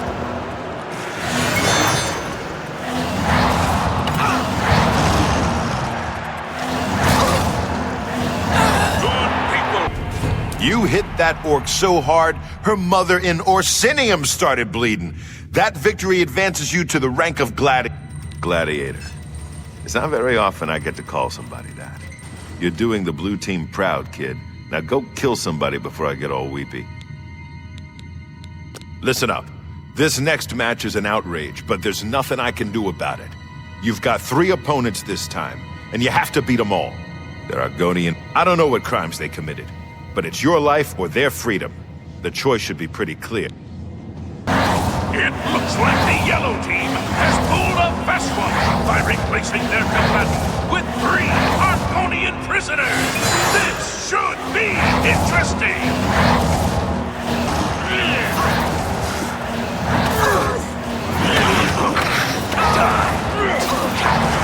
Do your worst. Take that.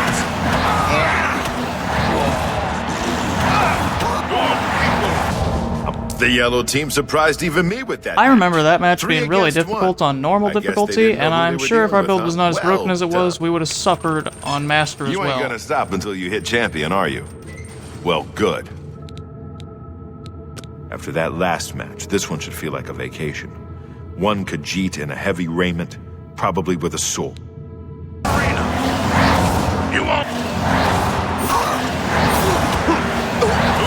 You showed that cat whose claws are sharper, eh? I would expect no less. Here's your gold. Now go wash up. You look awful. What's a gladiator without an arena to fight in? So get up there and start cracking some skulls. One of my favorite voice lines coming up. He has more experience than you, so be prepared. I just love how he speeds it up. The next one's a Breton. He looks like a bit of a dandy, but he's deadly with a blade. He has more experience than you, so be prepared. You've prayed for it, and these combatants...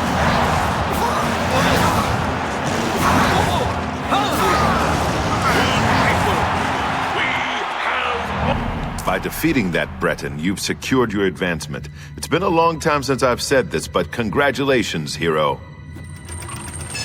You're about to face off against the best the yellow team has to offer. Azura knows you're the best the blue team's got.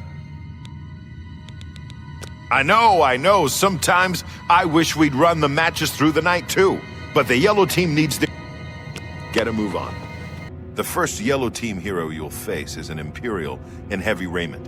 He fights with an Akaviri longsword. Thing is, this guy used to be a blade. You know those guys who protect the Emperor? He's a trained swordsman, so keep your damn head down. Do your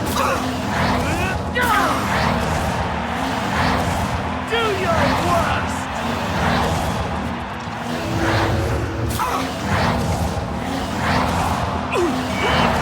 Defeating an arena hero is one thing, but defeating a former member of the Blades? You must be blessed by the divines or something, my friend. You're a hero, my friend. That crowd is out there for one reason, to see you destroy the yellow team. Now go give them what they want! Okay, hero. This next opponent is a high elf wizard, a master in the school of destruction. But wait, it gets worse. He also uses an enchanted shield called the Grey Aegis, which gives him some serious magic resistances. Your best bet is to just charge straight in. Press the attack, and don't give him a chance to let off a spell. I don't want to have to sweep your ashes out of the arena. The very foundations of this arena! Lower the gates!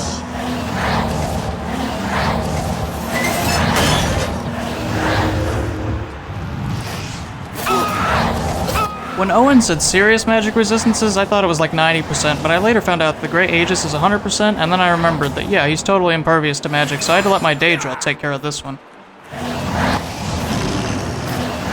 Show me what you've got!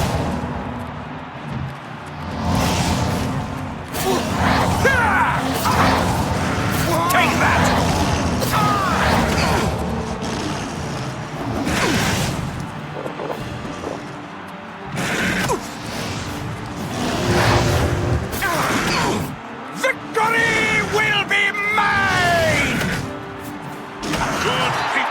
All right, this is it.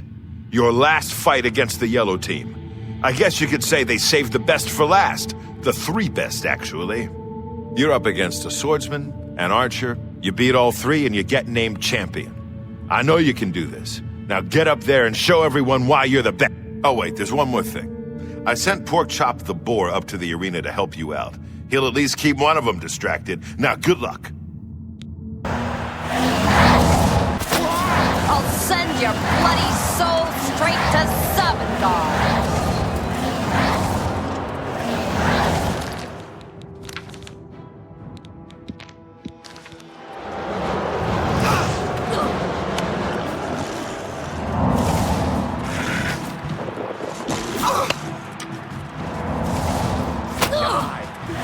This magic is mine, weakling!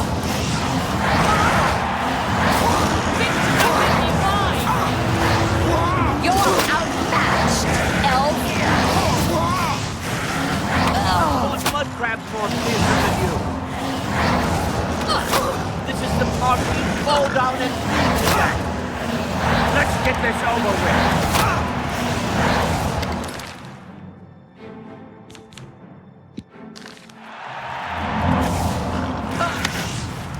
Victory will be mine.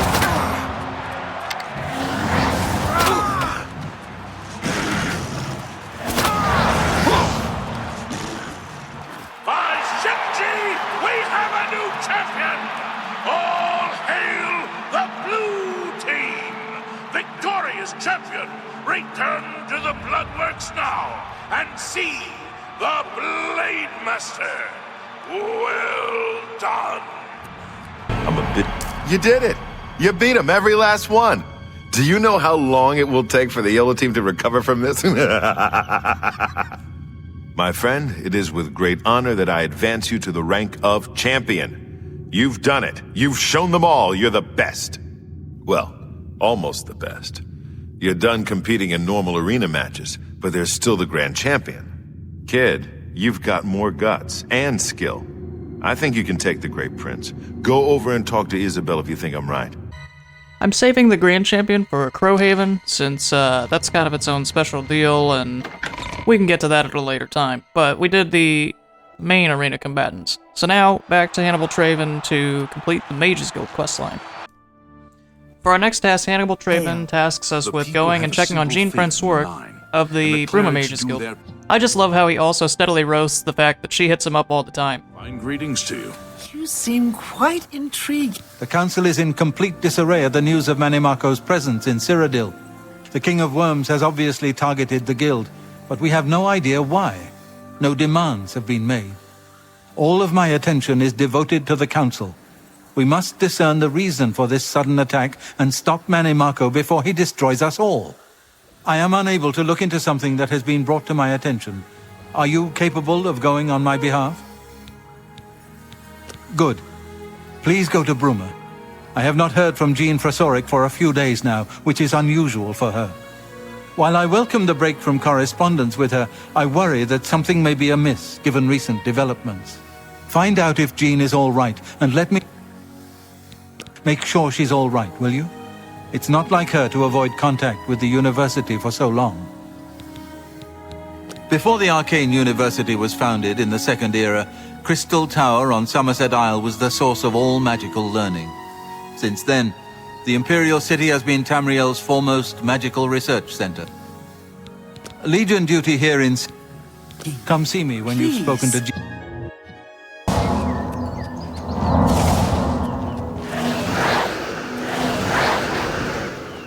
I gotta wonder if the creators of Skyrim took inspiration from the destroyed Bruma Mages Guild when they had the Penitus Oculatus destroy the Falkreath Sanctuary. It's eerily similar. Come out! Come out wherever you are! What have we here? A visitor? I'm afraid you've missed the party. The guest of honor has already left. You won't be leaving, though. I'll see to that.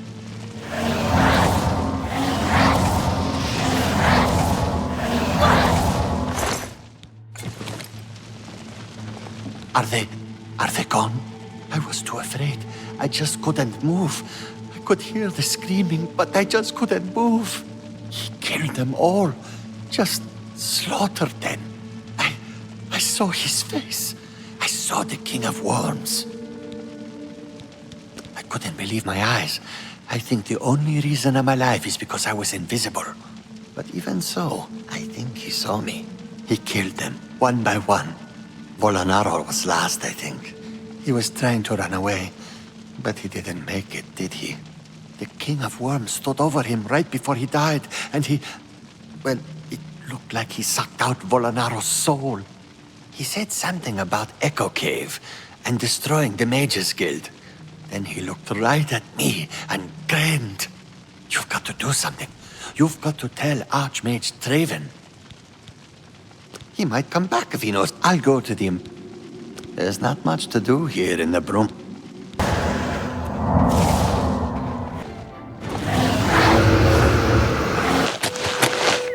We'll need a few days to digest this new information. Should Jaskar arrive here, we'll see to it that he's well taken care of. Thank you. I love that Hannibal Traven says we'll need a few days. This is probably what I was thinking of when I did the arena questline, but somehow I'm able to just go right back to him and he's like, oh, we couldn't agree on anything, and it's been like 5 seconds. This game's charm never ceases to amaze me. At the worst, a course of action could not be agreed upon. Some felt that we are in danger of being exterminated and that it is time to fight back. Others felt it appropriate to fight fire with fire, as it were. The Council has shattered and artifacts have been lost. The Necromancer's amulet and the Bloodworm helm have been taken. Now we have to go retrieve these artifacts for Hannibal Traven, and the Necromancer's amulet is tempting to wear. I mean, it does drain your strength, but it is tempting with 150 magicka. She was right. I question. I ultimately, though, once we retrieve it, I decide not to put it on because 150 magicka really doesn't compare to the magicka we're saving in the spell absorption cost that we're gaining in the save cost from the passive spell absorption that we get from the Spelldrinker's amulet. So even though the Spelldrinker's amulet doesn't actually grant us magicka, it is just really strong in terms of what it's saving us from having to cast. In an effort to study it.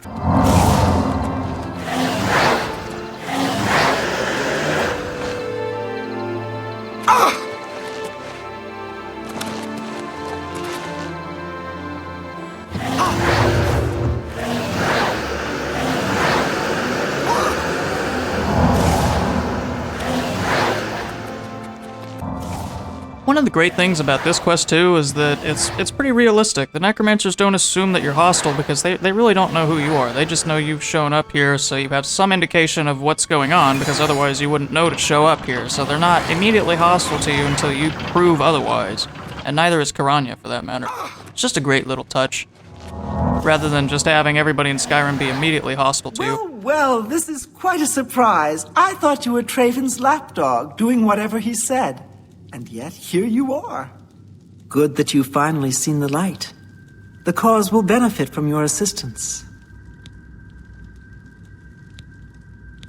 The Mages Guild has made more than a few enemies since necromancy was banned. What? You're here to take it back to Traven? Oh, my dear, I'm afraid you're in over your head. I don't answer to Traven. I heed only the word of Mannimarco. When he has the amulet, his power will be increased, and Traven will be helpless to stand in his way. You, I'm afraid, won't be standing at all. I promise I'll make this quick. I'd like to have you mostly intact, so Mannimarco can suck the marrow from your bones. Are you?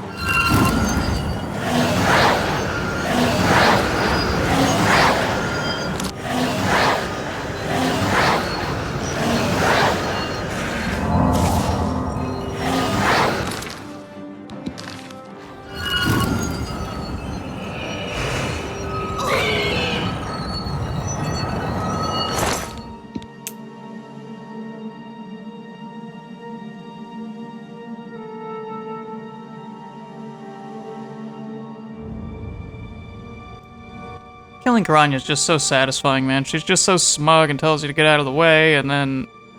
I don't know, something about her telling me that she's gonna have Mannimarco suck the marrow from my bones. It's almost like she regards him as somebody to be fed, you know? Like, she's happy that Mannimarco can get the satiation he deserves. It's just a really she's just a very creepy individual, but it makes for such great gameplay.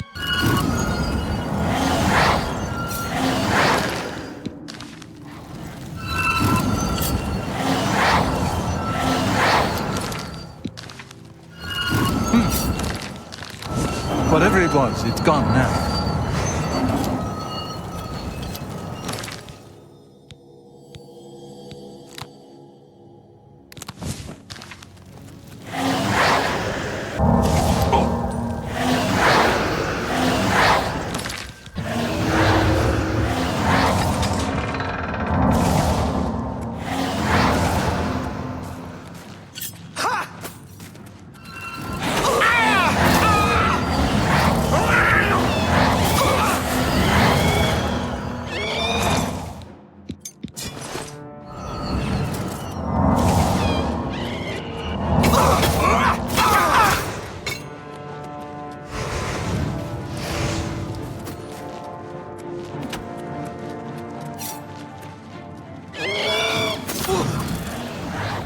You'll never take me down!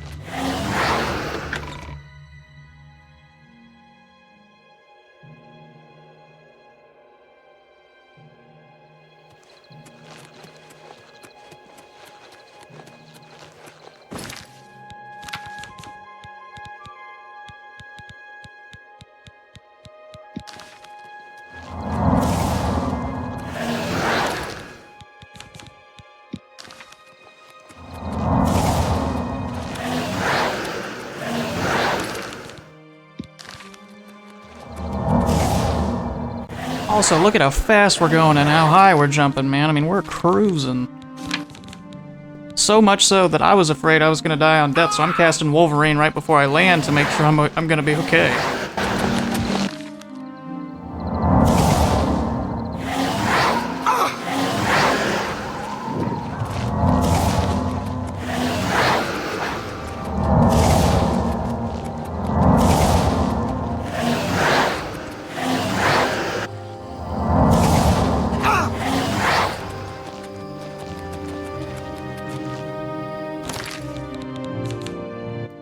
Now to go recover the Bloodworm Helm from Earlov Jirol.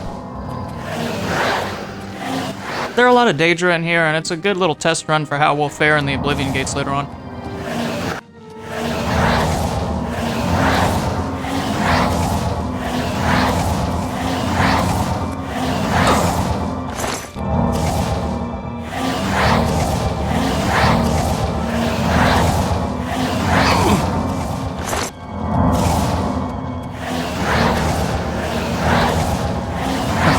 About, I guess.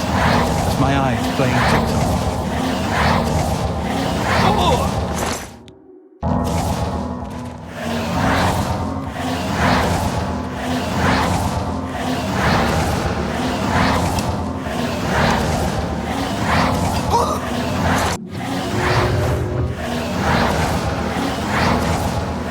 Nothing to worry about. Guess it was nothing.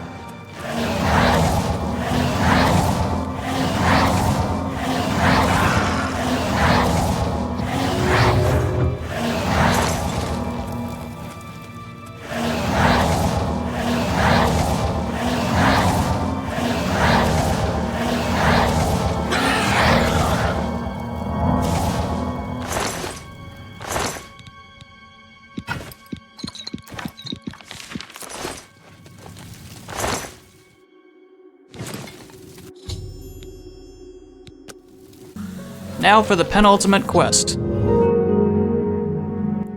We give the artifacts back to Traven, and then he tasks us with getting a Colossal Soul Gem.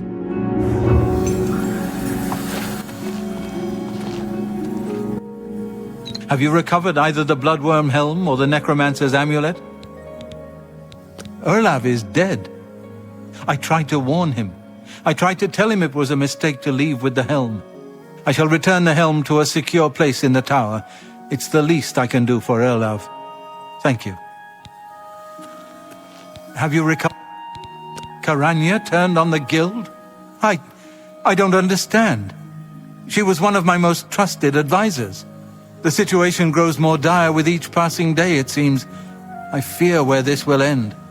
The amulet is safe, however, and that must be enough for now. Thank you for returning it. Before we continue, good day.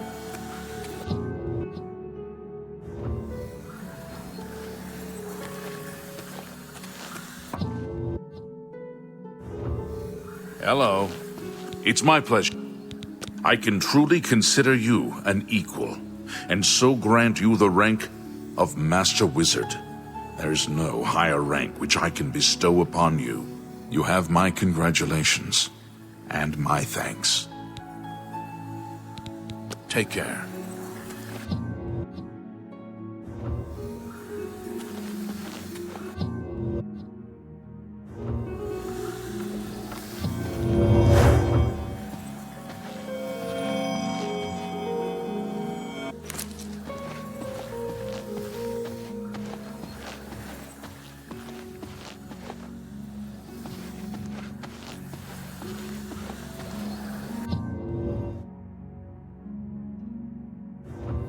How fare thee, friend? Time is against us, and our enemies grow stronger. There is much to do and little time in which to do it. Your next task... Word has been sent that the Necromancers have been quite busy creating black soul gems for their master. In particular, a unique black soul gem has been crafted in the south of Cyrodiil in the ruins of Cylorn. This gem needs to be confiscated and brought here before it can be delivered to the King of Worms and used against us. No, I have need of it. I believe it may be instrumental in saving our guild. I will explain once you have returned with it. A contingent of battle mages has been sent to the site. I would like you to oversee their actions on my behalf. The only thing that matters is that gem. Do you understand? Once you have it safe, know that you have my complete confidence. I would not entrust this job to you if I did not feel you were prepared for it. You must make sure... Bye!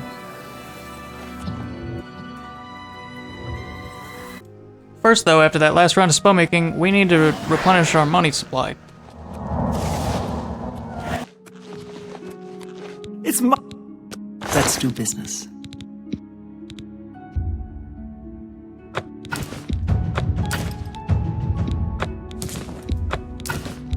A good price for a good customer. Fine transaction. That's a fair deal. That seems a fair... You've made a good bit of gold.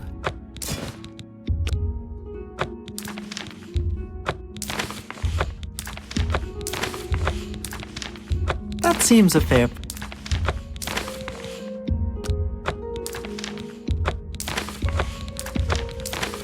That's more than I'd usually pay.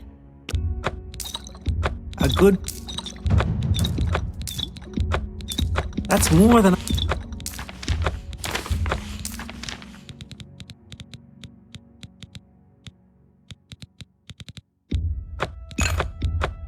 Pleasure doing.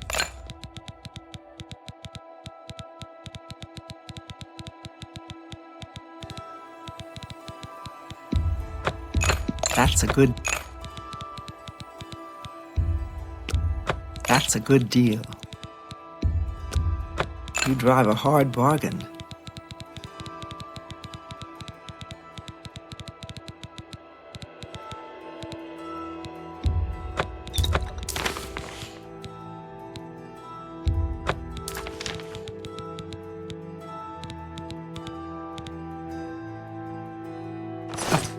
Good day. Let's do business.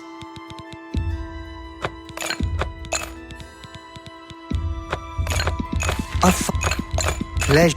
That's a pleasure. I wouldn't make that a bargain at any price. Goodbye. One of the things that I don't think we really get to see is why Hannibal Traven became Archmage, or how powerful he is. It would be really nice if we could get a display of that. You know?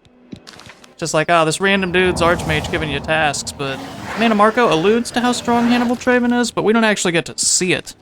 I think that would have been cool to see. Also, man, look at this. This is the result of 23 hours of gameplay. Actually, really, if you think about the times I died, it's really 23 minus 10, so 13 hours of gameplay gets us this. 300 acrobatics, 300 athletics, 300 speed. And this isn't even as high as we could go. We could make more Jimmy Neutron spells. At that point, it's just a hotkey problem.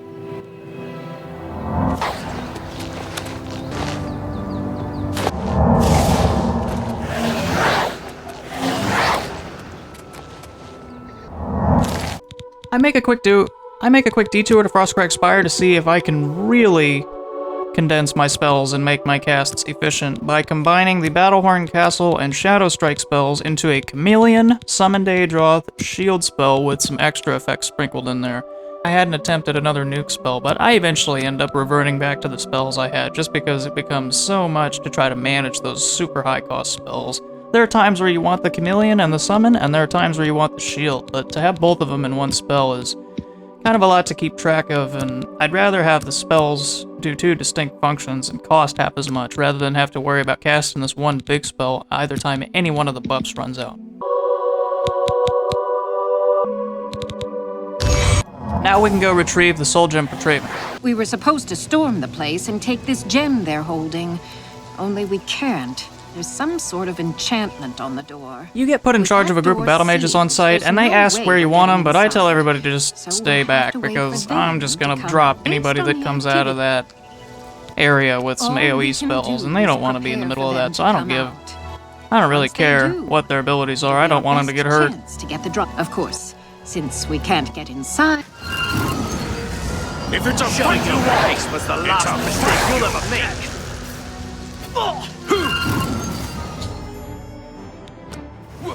Just here a second.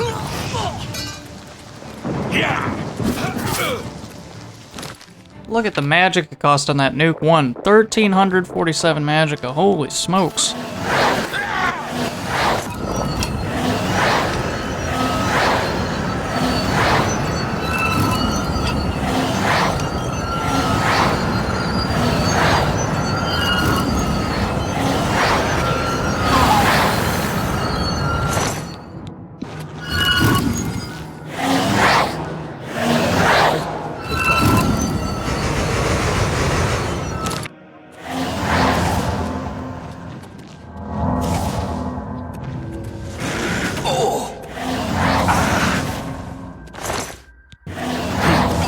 Whatever it was, it's gone now.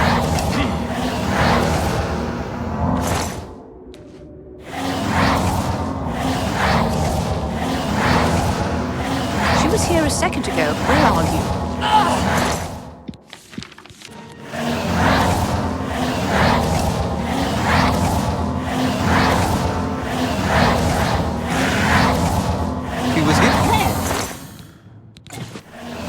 And we finally get the opportunity to put down another arrogant mage who belittled us in the beginning of the questline. I love killing Falcar almost as much as I love killing Kiranya. They're Altmer that are in way over their head, and they just disrespect you for their own power, and both of them just meet a well-deserved end. Regardless of whether you're playing an evil character or not, they're almost as satisfying as Valen Dreth.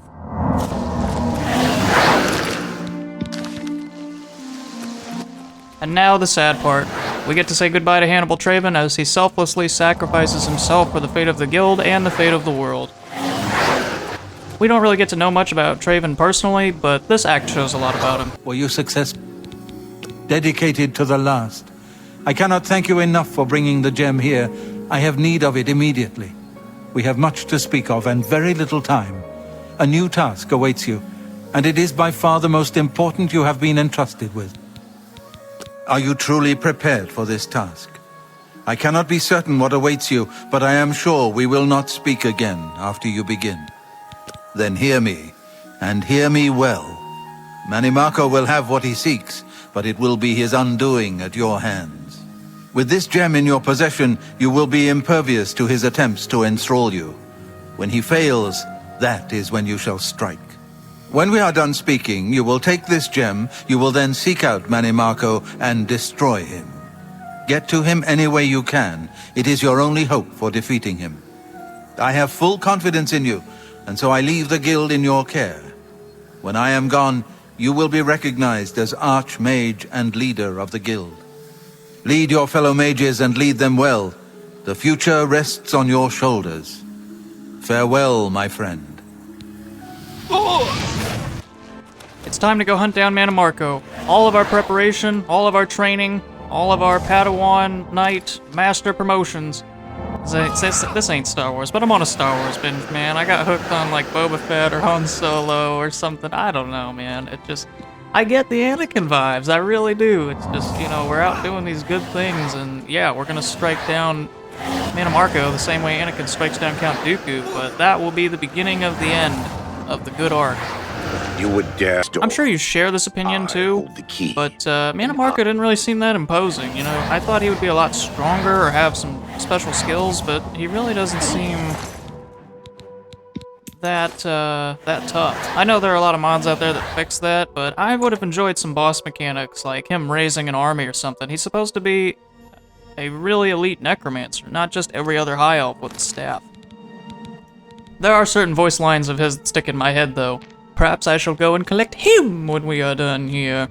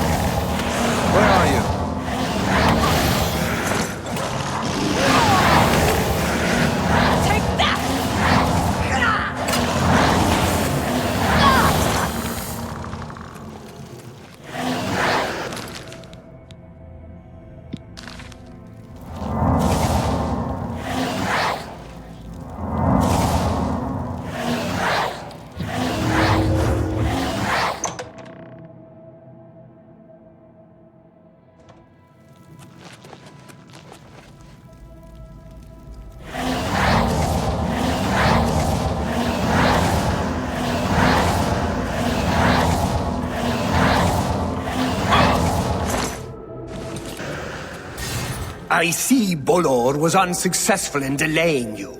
Very well. I shall reanimate him once we are done here. Perhaps we shall chat for a while, since you really have no other options. I must say, I expected Archmage Traven, rather than his star pupil. I am disappointed to see that he could not face me himself. I have met so many of his predecessors over the years. I developed a particular fondness for Galerion, ill-preserved though he may be.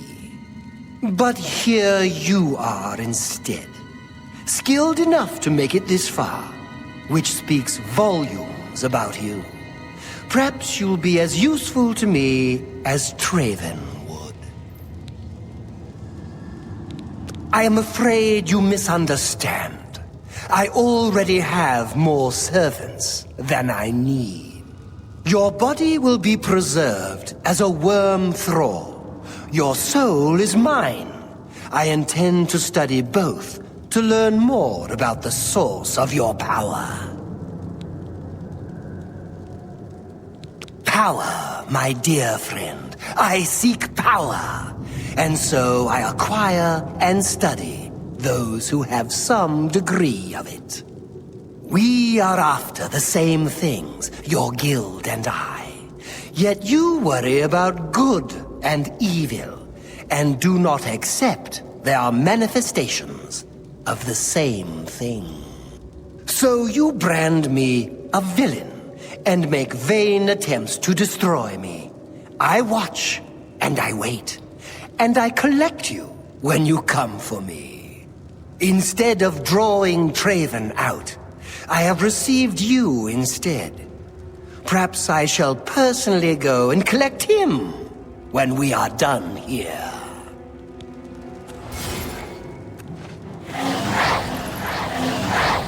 She was here a second ago.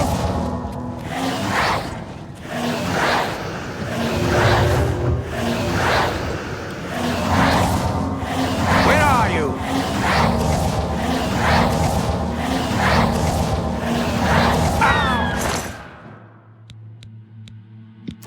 And that's it. We felled Mannimarco and quite possibly saved the world from eternal enslavement. Or did we? Now there's a void to be filled. Our quest with Mannimarco did have a dark side. It has exposed me to knowledge that I did not have before, power I did not have before, a way of looking at the world that was previously absent. Whether or not this will haunt us, time will tell. Spoiler alert, it will. As soon as we do all the good quests, I'm going full murder hobo. I may even try for 1,000 infamy this time after I'm done.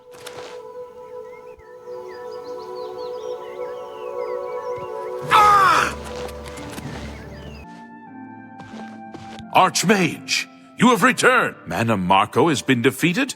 I can hardly believe it. The King of Worms is no more! I received a note from Archmage Traven.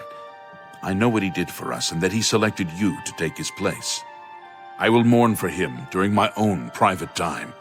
For now, I cannot help but rejoice.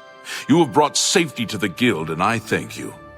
I've already sent word to all the local guild halls that you are now in charge. Congratulations, Archmage. I throw on the Archmage hood in celebration, and now we're in sewer rags, Cinderella slippers, and an Archmage's hood. We have truly conquered all of the magical mysteries of the world, and become an arena champion.